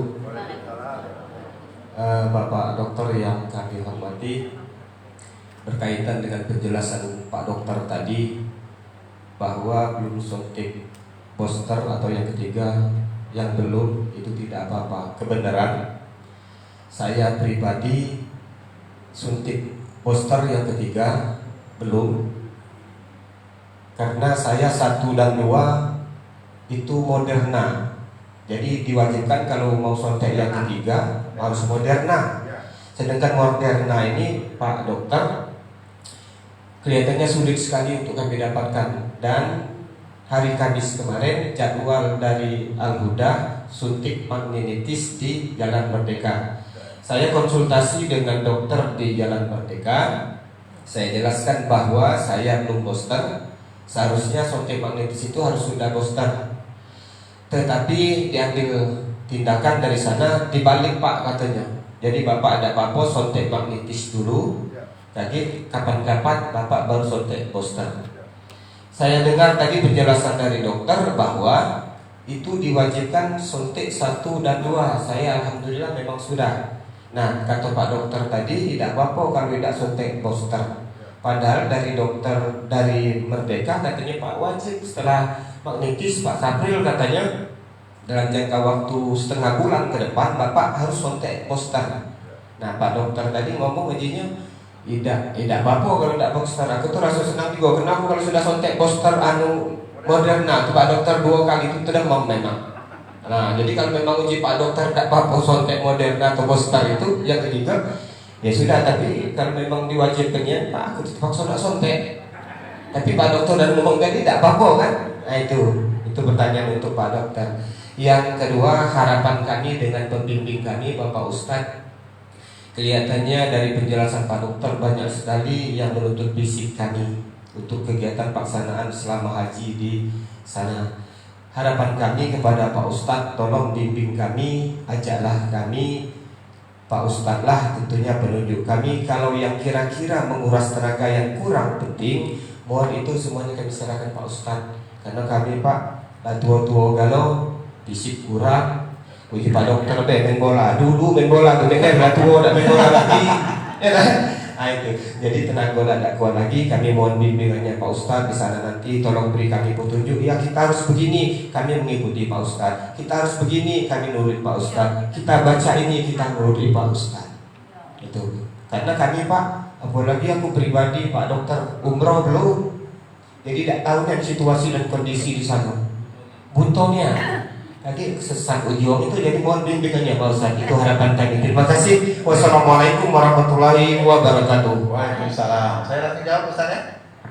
Ya, langsung saja Pak dokter.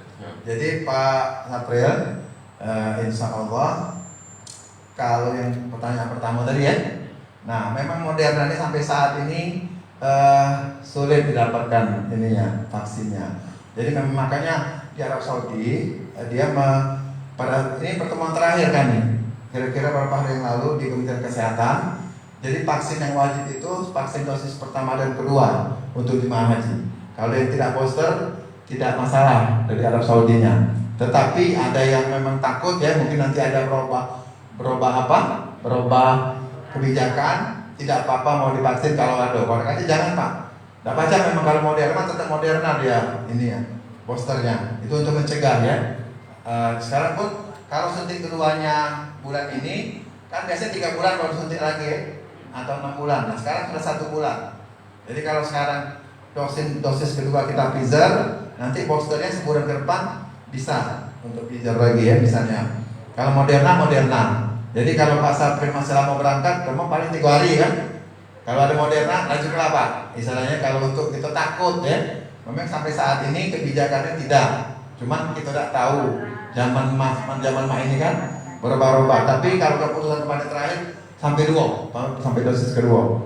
Dan wajib vaksin meningitis itu. Kemudian kakek wajib di swab di embarkasi. Nah, itu. Insya Allah Pak ya, memang Moderna itu Bapak Ibu demam dia. Saya juga booster Moderna sama demam cuma paling 2 hari makan obat paracetamol hilang dia Pak, tidak masalah insya Allah. Nah untuk yang kedua tadi tolong dibimbing ya, betul itu Pak Ustadz Ruhat, kita kan tahu kemarin mana kondisi. Kadang-kadang jemaahnya ada yang ngeyel Bapak Ibu. Oh ya aku harus sholat 100 rakaat di Mekah dan Masjidil Haram, mati-matian bolak-balik tanpa melewati pembimbing lagi. Pembimbingnya kadang-kadang colongan. Dia kan manusia juga, pasti nak tidur. Nah apa pas Ustadz tidur dia hilang dewean. Pas di sana tuh Bapak Ibu banyak yang aneh-aneh kadang-kadang anak dewean. Tak kalah berkawan-kawan pergi-pergi dewe. Aduh, itu yang hati-hati Pak Sapri kalau yang dewe yang tidak pernah sana tuh minta bimbing sama kawan-kawan. Kemudian walaupun juga yang sudah pernah kesana berapa kali, jangan kita takabur, ya, jangan kalau biasa. Tahu-tahuin kawan kemarin baru kejadian, dia pernah umroh, ya karena biasa, tenang deh, masih deh gitu. Apa kamu 3 jam 4 jam sehari-harian berputar-putar situ lah, tidak tahu nak balik kemana. Jadi pecah di kabur ke itu tuh, pecah dihijab oleh Allah itu, tidak tahu tempat balik tempat keluar. Padahal di masjid itu ada itu, berputar-putar masjid, tidak bisa keluar. Nah itulah makanya memang ke sana. Di dalam hati Bapak Ibu tak kabur lagi gitu, dimakbulkan, dihijab oleh Allah gitu. Tak kabur dalam hati, tidak kabur, udah hilang. Nah itu hati kita nih sudah Allah itu kan yang maha halus, yang maha batin, yang maha segalanya kan, lebih dekat daripada orang leher kita. Nah, jadi tahu dia mau kena gitu tuh. Jadi makanya jangan tiru macam-macam Bapak Ibu ya. Dengan baik langsung takabur sudah habis gitu. Tapi Allah juga maha pengampun, ya. Melebihi ampunan Allah itu melebihi dari murkanya, ya. Jadi langsung minta maaf, langsung diampuni oleh Allah ya. Jadi itulah kita ya. Ustaz ya? Ya, silakan yang lain. Ya, mungkin ada yang lain, Bapak-bapak, Ibu-ibu.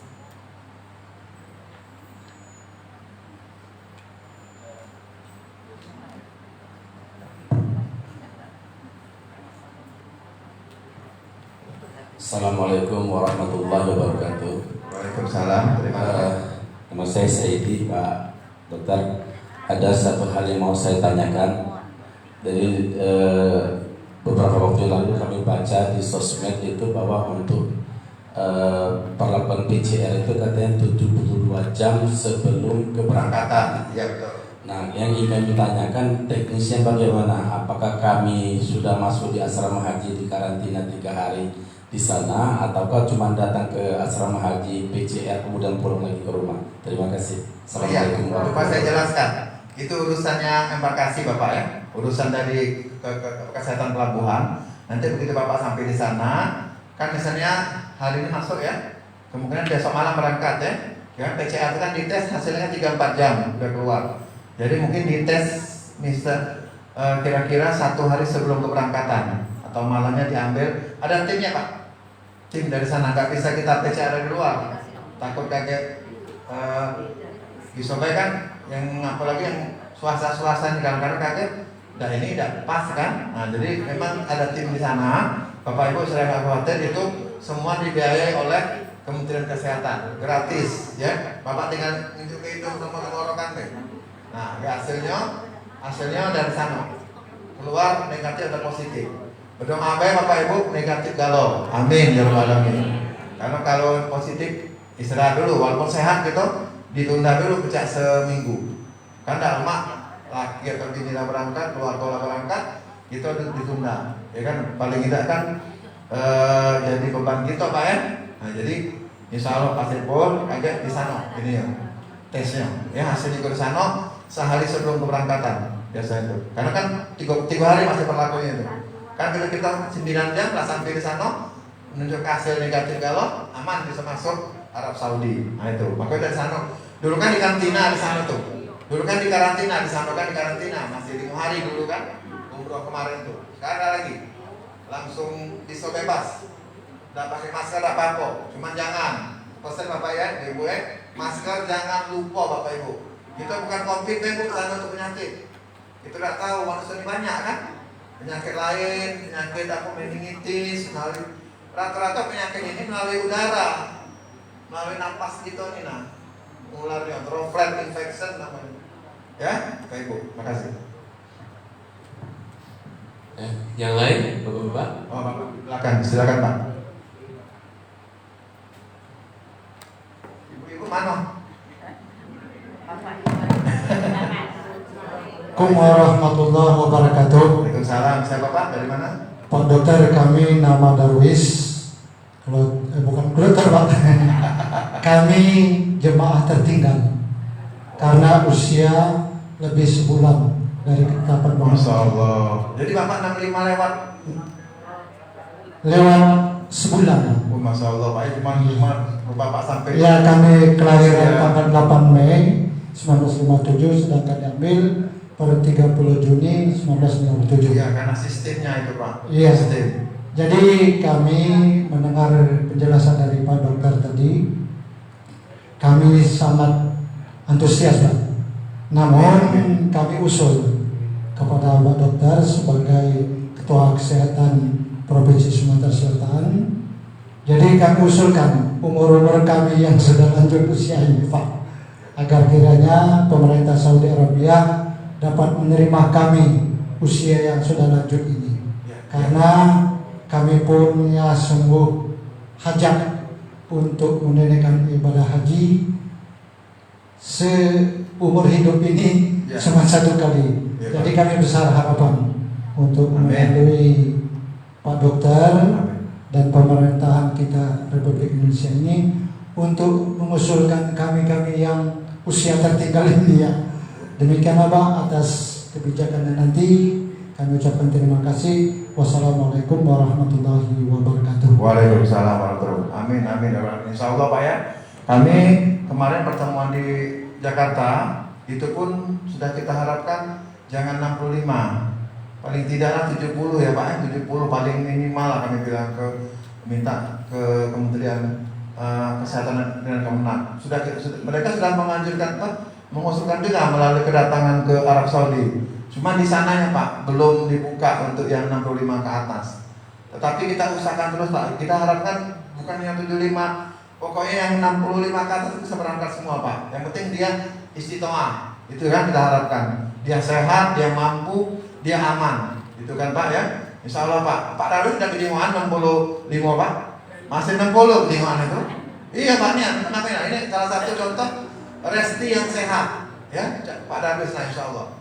Dia resiko tinggi, usia 65 ke atas, tetapi sehat, calon 60-an. Nah makanya di situ yang kadang-kadang yang usia ini nih yang protes batinnya. Tetapi kita balikkan kepada Allah Pak, kita ikhlas menerima ini mungkin ada hikmahnya, tapi kita berusaha tetap Pak. Kita usahakan biar yang lain itu berangkat dulu. Maka jangan dimbek Pak, tabungan jangan dimbek. Kalau kecewa langsung dimbek, nah umroh lanjut.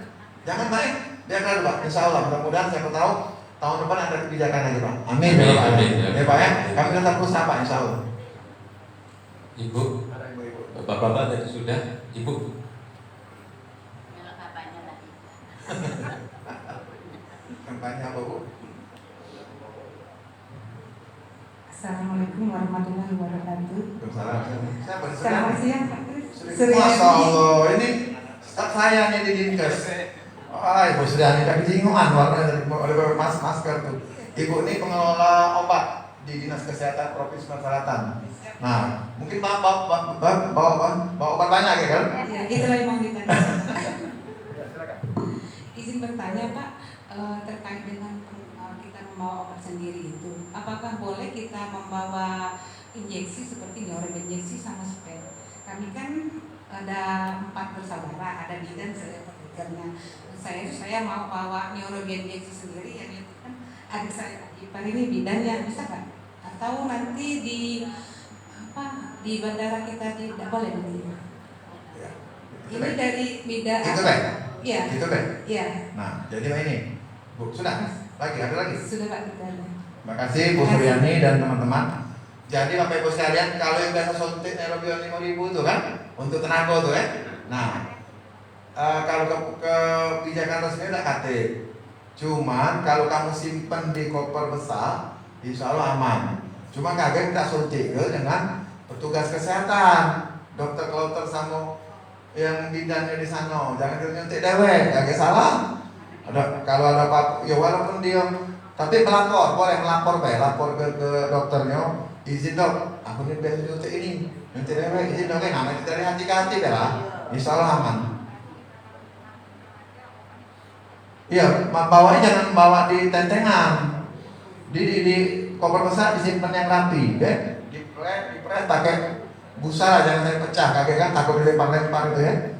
Ya, boleh. Cuman yang istilahnya tapi tetap di sana kakek melapor ke dokter itu, ya, ke dokter yang kalau. Tapi kalau memang tidak sempat, kalau kamu yakin ya namanya kan kasih izin ya, risiko sendiri namanya, gitu ya. Cuma yang harus dilapor lah paling tidak. Kalau sejenis spek itu Pak, kalau kita bawa sendiri misalnya kan takutnya nanti tugas kesehatan kan cuma perawat 1, dokter 1 dan member. Ya, boleh bawa sepeda juga nggak masalah. Ya boleh, tapi simpan di koper besar ya, jangan ini, tapi tetap dilaporkan ke inti, jadi tahu baik. Dok, aku izin dok, aku ini dokter, aku ini perawat bidan, yang tidak rewel, pasti kami juga itu. Aku juga dulu menjadi petugas, Pak itu ya dokter. Terus aku kakaknya teh, oh iya lah nggak ada apa-apa. Nah itulah jadi istilahnya dari hati ke hati. Jadi bukannya kalau izin terus tidak boleh, memang kan akan ada dokter. Cuman kalau beda berarti kami juga terima kasih, nggak perlu biasa disuntik itu. Ya Bu Suryani, kakek bawa obat Bu, bantu jemaah-jemaah kita ya. Ya siapa tahu mereka ini ada butuh obat-obat yang mendadak ya. Ini ada Ibu Suryani dari Dinas Kesehatan ya, provinsi. Staf saya di bagian farmasi. Mungkin nanti ada perlu obat. Ngomongnya sama dia kayak dia bawa juga obat-obatan. Bawa Ibu yang penting Bu ya. Ya, Vitamin paling tidak. Ya, saya siapkan obat-obat Ya. yang sering terpakai. Ya Bu ya. Yang biasa. Karena saya dulu tanya sama lu teh. Saya jadi jemaahnya dulu tahun 2010. Jadi dokter kloter itu Pak jemaah Al-Huda berobat ke saya semua. Padahal saya bukan petugas waktu itu. Karena saya bayar obat, sama obat. Jadi saya bantuin jemaah yang lain. Siap, Mas. Iya. Ya, terima Mana kasih, Pak. kontaknya dari sekarang dok? Misalnya yang dia tadi. Bukan Ibu biasa disuntik. Tidak, tidak. Oh tidak usah Bu, makan obatnya banyak. Ada obat yang 5.000 ml itu ada. Kalau sakit kan suntiknya kan pedis, sakit. Oh iya. Makan obatnya ada ya ada. Iya. Ada Nerosantil 5.000, ada Nerobion 5.000. Sama suntik ada dengan itu. Boleh lah obat-obat dikumpul dari sekarang. Iya boleh Bu, dijenguk ya. Makanya Nerobion itu juga pasang tiap hari Bu, kalang-kalang 2 hari, kalang 3 hari sekali makan, ya kan? Karena obat itu kan agak panas, agak Ibu. Dan itu jangan makan malam, makan pagi, makan obat itu. Karena dia kan Nerobion itu kan vitamin yang tinggi kan, vitaminnya agak tinggi dosisnya. Silakan Bapak Ibu. Yang lain, lemak kamu nih ada perawat, ada bidan, ada yang ikut ini di jemaah kita nih. Jadi bisa dibantu-bantu kalau apa. Ada lagi bapak-bapak, ibu-ibu yang mau ditanyakan? Jadi Bapak Ibu sekalian, sekali lagi tetap kita intinya istiqomah dan juga berdoa kepada Allah yang utama Bapak Ibu. Ini pesan saya terakhir sebelum ada lagi pertanyaan. Jadi kita ikhlaskan, kita banyak-banyak dari sekarang sholat taubat Bapak Ibu ya. Kita tidak tahu kesalahan kita Bapak Ibu dengan teman-teman saudara. Kalau memang dengan Allah ya kan, kita bertobat banyak-banyak sholat taubat. Kalau dengan manusia datangi, minta syukur redo, kita minta maaf aku nak berangkat teman. Kalau masih ganjel-ganjel kita minta maaf. Walaupun kita dia yang salah kita minta maaf Pak. Yang lebih mulia kita minta maaf daripada kita menyimpan dendam tadi Bapak Ibu ya. Mari kita ikhlas Pak nak berangkat ini. Kemudian jangan lupa berdoa, sholat hajat kepada Allah, minta dimudahkan baik sebelum berangkat, di perjalanan, pada saat di sana, pada saat sampai kepulangan dan seterusnya. Minta dimudahkan, disehatkan dan juga semua ibadah kita lancar dan mabrur dan mabrur. Amin ya rabbal alamin. Dan juga jangan lupa bawa obat-obatan bagi penyakit pasien-pasien yang sakit dan juga yang memang untuk obat-obat pencegahan, vitamin dan sebagainya. Kemudian jangan lupa bawa masker tuh banyak dikit Pak, ya. Bawa masker tuh dikit di koper besar tuh ya, di koper tentengan ada, di koper besar ada. Karena walaupun di sana udah dibebas ke masker, dibebas ke physical distancing, tetap kita jago. Ya Bapak Ibu sekalian, intinya kita la haula wala quwata illa billah. Amin ya Pak alamin. Bapak Ibu sekalian, mungkin bisa dicatat nomor HP saya Pak, nanti bisa boleh sebelum berangkat, sebelum di sana di mana WA kan sekarang bisa. Di WA nanya-nanya apa silakan. 0852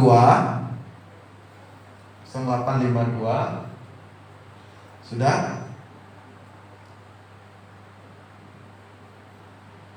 73 ya 2 kali 73 nya 7777 kali 0852 7373 7777 4 kali 7 nya Pak ya. Insya Allah 24 jam Pak saya terima. Kalau nggak saya angkat teleponnya WA aja Pak ya. Itu nomor WA juga. Boleh Bapak bertanya terkait masalah haji ini. Kapan ya Pak ya?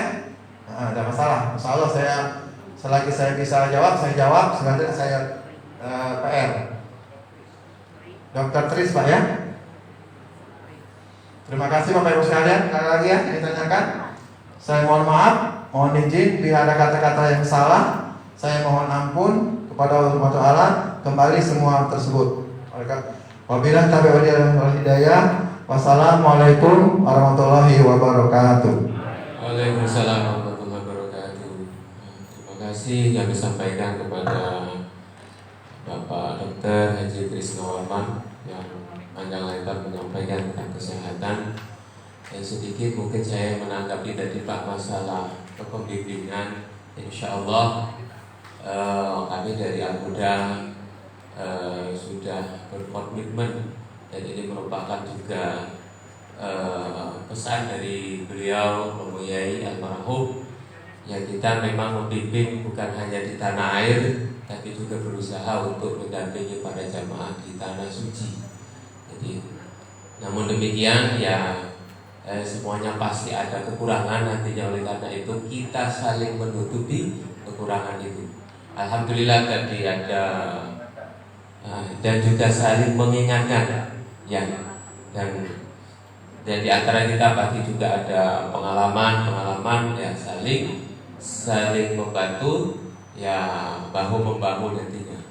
Alhamdulillah tadi ada stafnya beliau di bagian farmasi, kemudian ada ibu bidan, dan ada perawat, dan juga ada bapak polisi ya, yang memiliki mungkin ya jiwa keamanan dan lain-lainnya. Ya mungkin itu menjadi sebuah kekuatan untuk kita bersama-sama menjalankan ibadah. Yang intinya ya, mari kita saling bantu membantu. Ya itunya, intinya itu. Dan memiliki sifat apa ya, kekeluargaan. Ya, oleh karena itu mungkin mulai sekarang kita saling kenal, saling sapa, ta'aruf ya, antar jamaah, meskipun yang dari daerah dengan yang di Palembang atau dan lain sebagainya, kita harus ya akrab, kekeluargaan, dan disitulah nanti akan tumbuh sifat jiwa saling mengisi di antara kita.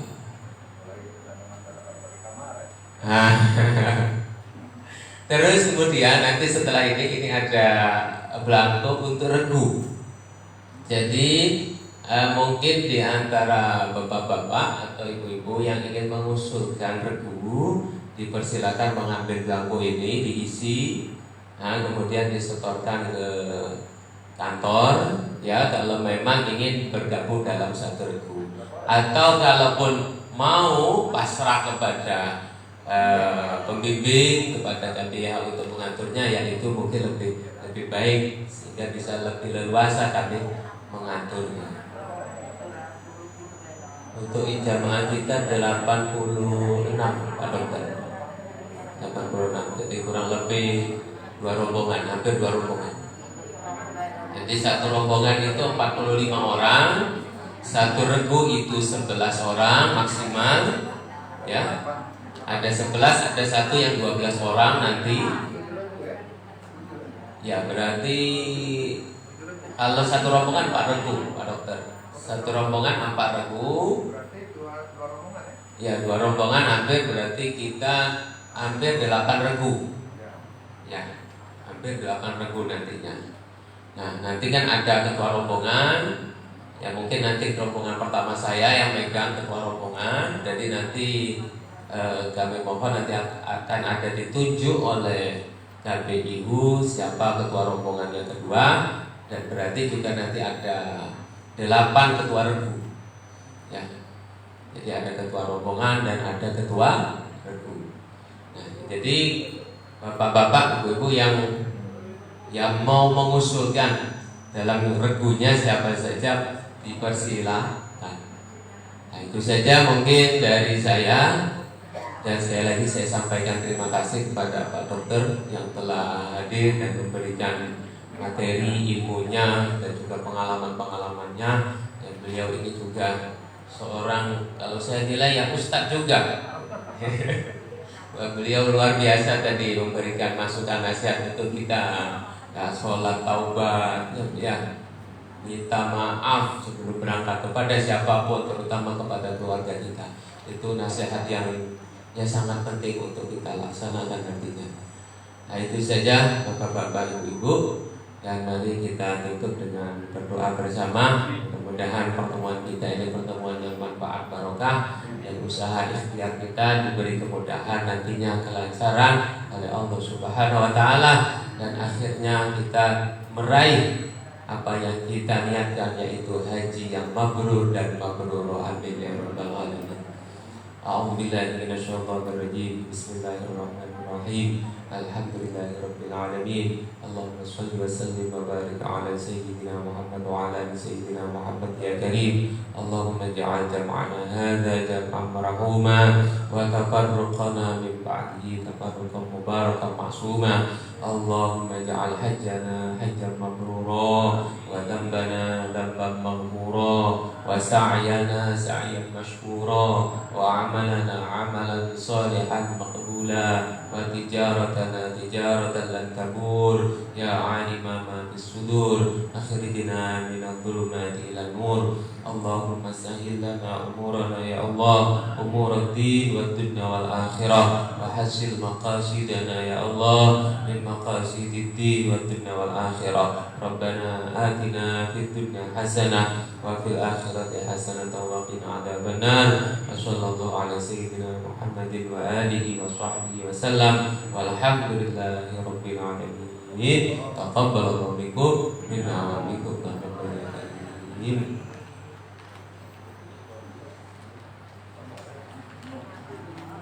Ya, terima kasih. Itu saja dari saya. Kurangi mohon maaf. Akhirul kalam. Allahumma min ila Assalamualaikum warahmatullahi wabarakatuh.